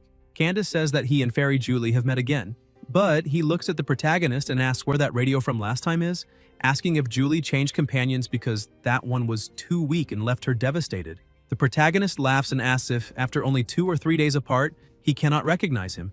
Candace observes carefully and thinks that the protagonist's physique seems extremely more solid, and his chest muscles are also exceptionally well developed. Julie says that Candace should have killed that fat pig earlier, because then they would not have had to meet again. Candace is confused and says that if she hates that guy so much, then why is she protecting him? Julie explains that she is not on anyone's side and is only carrying out her mission. Xiachi asks where Belle is, but Candace says he does not know who he's talking about. The protagonist says that he really does not know why Candace is hiding his relationship with Belle, because honestly, he is not very interested in that, but he will have to take Kongmo away. Candace raises his sword and says that the whole world knows that the 4 immortals of Kongming are benevolent rulers, so he will make his final request. He begs them to let him take Kongmo. The 4th master says that if they cannot talk, then they will fight. She tells the protagonist to take the fat pig and leave, and not to worry about the rest. Candace says that she is not being honest. The protagonist simply follows his master's order and runs toward Kongmo. But Belle appears and tells the protagonist that she was very close to getting what she truly wanted, asking if he can let her leave. Xiachi becomes a little irritated, saying that they are always speaking in riddles, and asks what is so special about that fat pig they like so much. He says that he can give them the fat man's kidneys and the rest is his. Belle emphasizes that there are things very important to them that he will not be able to understand. Zirui warns the protagonist that Kongmo is gravely injured and that if he is not treated promptly, the mission will be considered a failure. This makes the protagonist even more irritated with that mission. Xiachi picks up his sword and says that if she will not say anything, then no matter what happens, he will take Kongmo away, and if she does not agree, they can fight. Belle begins releasing her power, saying that she knows very well that the protagonist has become stronger, but he still does not compare to her. She emphasizes that he is a very good person, and that she does not want to do anything to hurt him. But Xiachi says that the two of them are both in the out-of-body stage, so she does not need to hold back. Belle is shocked, because 2 days ago he was still in the One High Realm. So how is that possible? She asks if he had been deliberately hiding his strength, and approached her to obtain information, because if that is the case, she will not fall for these provocations.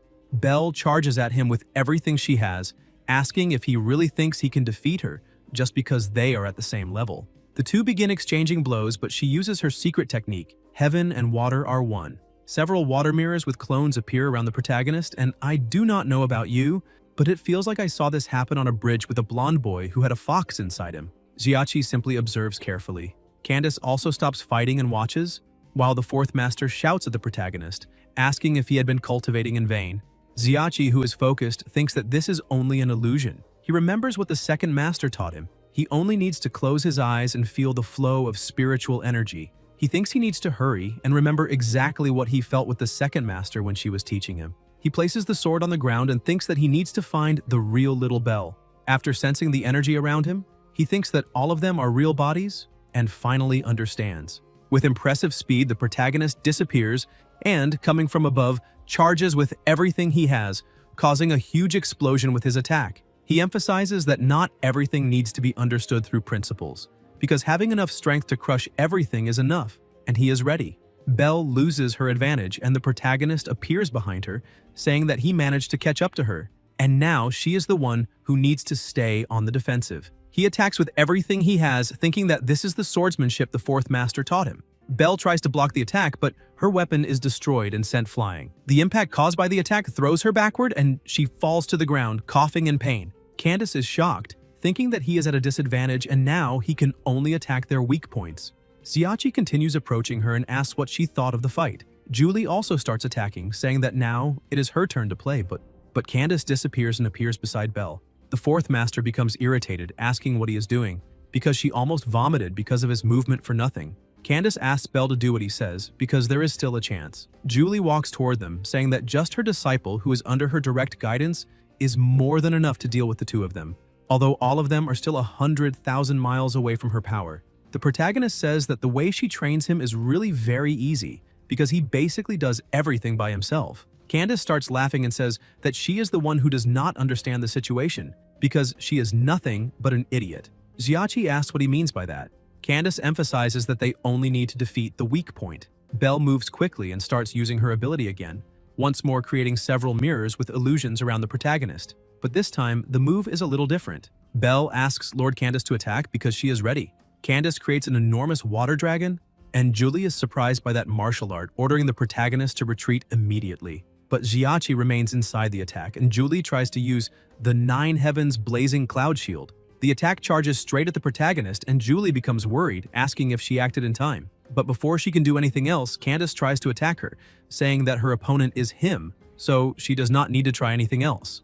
Julie blocks the attack and retreats, seeing that he is burning his own Dantian and Sea of Qi to greatly enhance himself with primordial power. However, this is very risky, carrying a very high price and taking the user's life if any mistake happens. Julie emphasizes that even doing all of that, he still will not be able to defeat her. She tries to attack, but he dodges. He starts laughing, saying that she could fool her idiot disciple in Little Belle. With his severe injuries, he emphasizes that he cannot be fooled, because even though he does not know what happened to her, it is possible to tell that her cultivation is no longer at the spiritual refinement stage, which means she has a weak point. Besides, he accepted life and death a long time ago, so he needs to take that fat idiot away with him. Julie continues advancing. Candace disappears and appears beside her, but when he tries to attack, he realizes that it is only a clone. She comes from above, attacking with everything she has, but he shouts for Belle to act. Then a mirror appears in front of him, and she comes out of it. Julie diverts her attack so she does not hit her, and says that using someone else's body as a shield is despicable. Candace takes advantage of the opening and tries to attack her, but she blocks it. He emphasizes that she needs to forgive him, but he has to point out that she cannot win without killing intent. Suddenly, 2 more mirrors appear behind her, and he shouts that the fat man's life belongs to him. Julie looks back in shock, and 2 attacks come toward her, striking her shoulders and trapping her in ice. Candace says that she has the power of the bright soul ice spirit inside her, and now it is no wonder her realm has fallen so drastically. He has to admit it. The protagonist receives a warning that the output is below 15%. The 4th master's vital acupoints are injured, and the power of the bright soul ice spirit inside her is going wild. If this persists for too long, it will be fatal. Xiachi becomes irritated, saying that all of this is too annoying, and asks what this bright soul ice spirit power is, who Candace is, and who Belle is. But he needs to deal with all of them. Immediately, he remembers the talisman the Empress had given him, saying that it would ensure nothing went wrong and that if he encountered a situation he could not resolve alone, he should not hesitate to use it. The protagonist thinks that no matter what happens, his master cannot be harmed, even though she has an explosive temper and provokes people at the slightest provocation. As his master, she always takes care of everything personally. Besides, he still has not been able to master the 9 Heavens Blazing Separation technique, so how could he let anyone hurt her? He breaks the talisman, and a powerful amount of energy begins to pour out from inside it, destroying the ground around them. Belle notices that the protagonist's aura has changed. Moreover, his spiritual pressure has also increased drastically. She wonders what kind of spiritual pressure she is feeling, because it is completely different from before, as if that spiritual pressure is not coming from the same person. The mirrors created earlier begin to fall apart, and she realizes that the water curtain is about to break. Suddenly, the Empress appears in spirit form. Belle cannot believe such immense power. Candace feels as if that power could destroy the entire world. The protagonist keeps staring at him, and Belle shouts for him to be careful, creating a water mirror in front of him, but a single attack is enough to completely destroy that mirror. Candace realizes that his hand and his entire body are starting to tremble. He thinks that just by staring at that power, he is already feeling an absurd fear. The protagonist prepares to attack, saying that he will not allow or forgive anyone who dares to touch his master. He raises his sword, and consequently the Empress's aura raises its hand. Belle realizes that that aura is far too terrifying and that they cannot win against it, no matter what happens. The protagonist attacks, shouting that those who harm his master will pay with their lives. His attack is so devastating that it begins to distort the air around him, and a gigantic explosion involving flames and energy begins to erupt in that place. Belle falls to her knees and with tears in her eyes says that they lost, thinking that it is impossible to win in front of such overwhelming power because they do not have the slightest chance. Xiachi walks over to her and points his sword, saying that it is over. Candace, who had been the true target of the attack, is on his knees and suddenly feels a strong pain coming from inside his body, falling face first to the ground. Xiachi keeps pointing his sword at Belle, who with tears streaming from her eyes, admits that she is completely lost because she cannot do anything for him. Without strength, she also falls to the ground and, as her vision darkens, looks at Candace and calls his name. The protagonist becomes irritated, asking if the person she wanted to protect at all costs was really that scoundrel. He grabs her by the shirt and asks what she wants to achieve and whether it is really worth going that far. Belle says that her greatest dream is to return home and shouts that she desperately wants to go there. She explains that Candace was considered a traitor and wanted by the royal court, but he was supposed to be the hero of the holy city. He was only one step away from completely liberating it. The people could no longer endure the Empress's tyrannical rule. Just as victory was within reach, Kangmo betrayed his own people, and later, the holy city closed all its teleportation networks and cut off contact with the outside world. He was one of the few who possessed a teleportation talisman, allowing him to enter and leave the holy city at will. So they were after that teleportation talisman so they could return home. She emphasizes that she was very close, which is why she pretended to have saved him, so that fat idiot would believe her because as long as she gained his trust, she could find the teleportation talisman he had hidden. The protagonist shouts that this is foolish. Kangmo begins to move slowly. Xiachi remains irritated, asking if that really was the strategy. The fact that he could gain her trust and then destroy her for wealth and status clearly shows how cunning he is. Xiachi emphasizes that even if Kangmo trusted her 100%, he would never reveal information about something so important to anyone. Belle becomes a little lost with the whole situation. He looks at the system and says that he has a question, asking what the deadline is for protecting Kangmo, because if there is a deadline and he dies of old age or someday in the future from some ridiculous death, that would not count as a failure. Belle, a little confused, asks if the protagonist is talking to her. Zirui says that the deadline starts from the beginning of the mission. The protagonist becomes confused, asking if the system really means that he needs to take care of that fat pig until he recovers, only to slaughter him after the deadline. The system says that is not exactly the case and emphasizes that the protagonist is not the one who should kill that guy. Xiachi realizes that he can hear a little anger in the system's words. Xiachi explains to Belle that after that approval, the teleportation talisman, suddenly he's interrupted. Kangmo starts laughing, saying that he has never trusted anyone, and that if she really wants to go back, she will never get that teleportation talisman, because he will die before handing it over to anyone. Stepping on Candace's head, he says that he always carries medicine with him, and those injuries are nothing, because with enough money and power, what kind of immortal medicine could not be bought? He lifts Candace's face, saying that he already knew that guy looked familiar. Belle becomes worried about her companion, and Kangmo keeps mocking him, saying that apparently he was the hero. He emphasizes that Candace has lived such a miserable life that his once spirited appearance has disappeared, and because of that, he should die for not recognizing him at first sight. The protagonist becomes irritated by that situation and orders Kangmo to let him go immediately. But Kangmo says that he knows the protagonist cannot hurt him and has to protect him, although he does not know why. He points out that there is no way around it and his luck is very good. That so-called revolt back then was nothing but the orgasmic fantasy of a crowd, and now he is too lazy to keep acting stupid with the protagonist. But thanks to that guy's stupidity, he tortured him and even received praise from Her Majesty the Empress. Xiachi is about to lose his patience and says that he will repeat it only one more time, ordering him to let him go immediately. Kangmo continues acting as if nothing can stop him, and emphasizes that that guy's head is very valuable and the timing is perfect. He will return to the holy city soon, and if he takes that guy back, he will become even richer. Xiachi asks the system to show Kangmo's health status. Belle runs over to the protagonist, but Xiachi remains silent and starts walking toward Kangmo. The fat pig shouts at the protagonist, asking what he is doing by walking over there, and orders him to stop immediately and not come any closer. But the protagonist continues without saying anything and keeps getting closer and closer. Kangmo starts to become afraid and tells the protagonist not to come any closer. About to lose control, he looks at him with a murderous gaze and prepares to strike. But Miyu appears at the last second, asking him to wait a moment, and with just a flick, sends that guy to another dimension. The protagonist is surprised and asks the second master why she is there. Miyu looks at him with a smile, saying that he is not the only one who needs to complete a mission.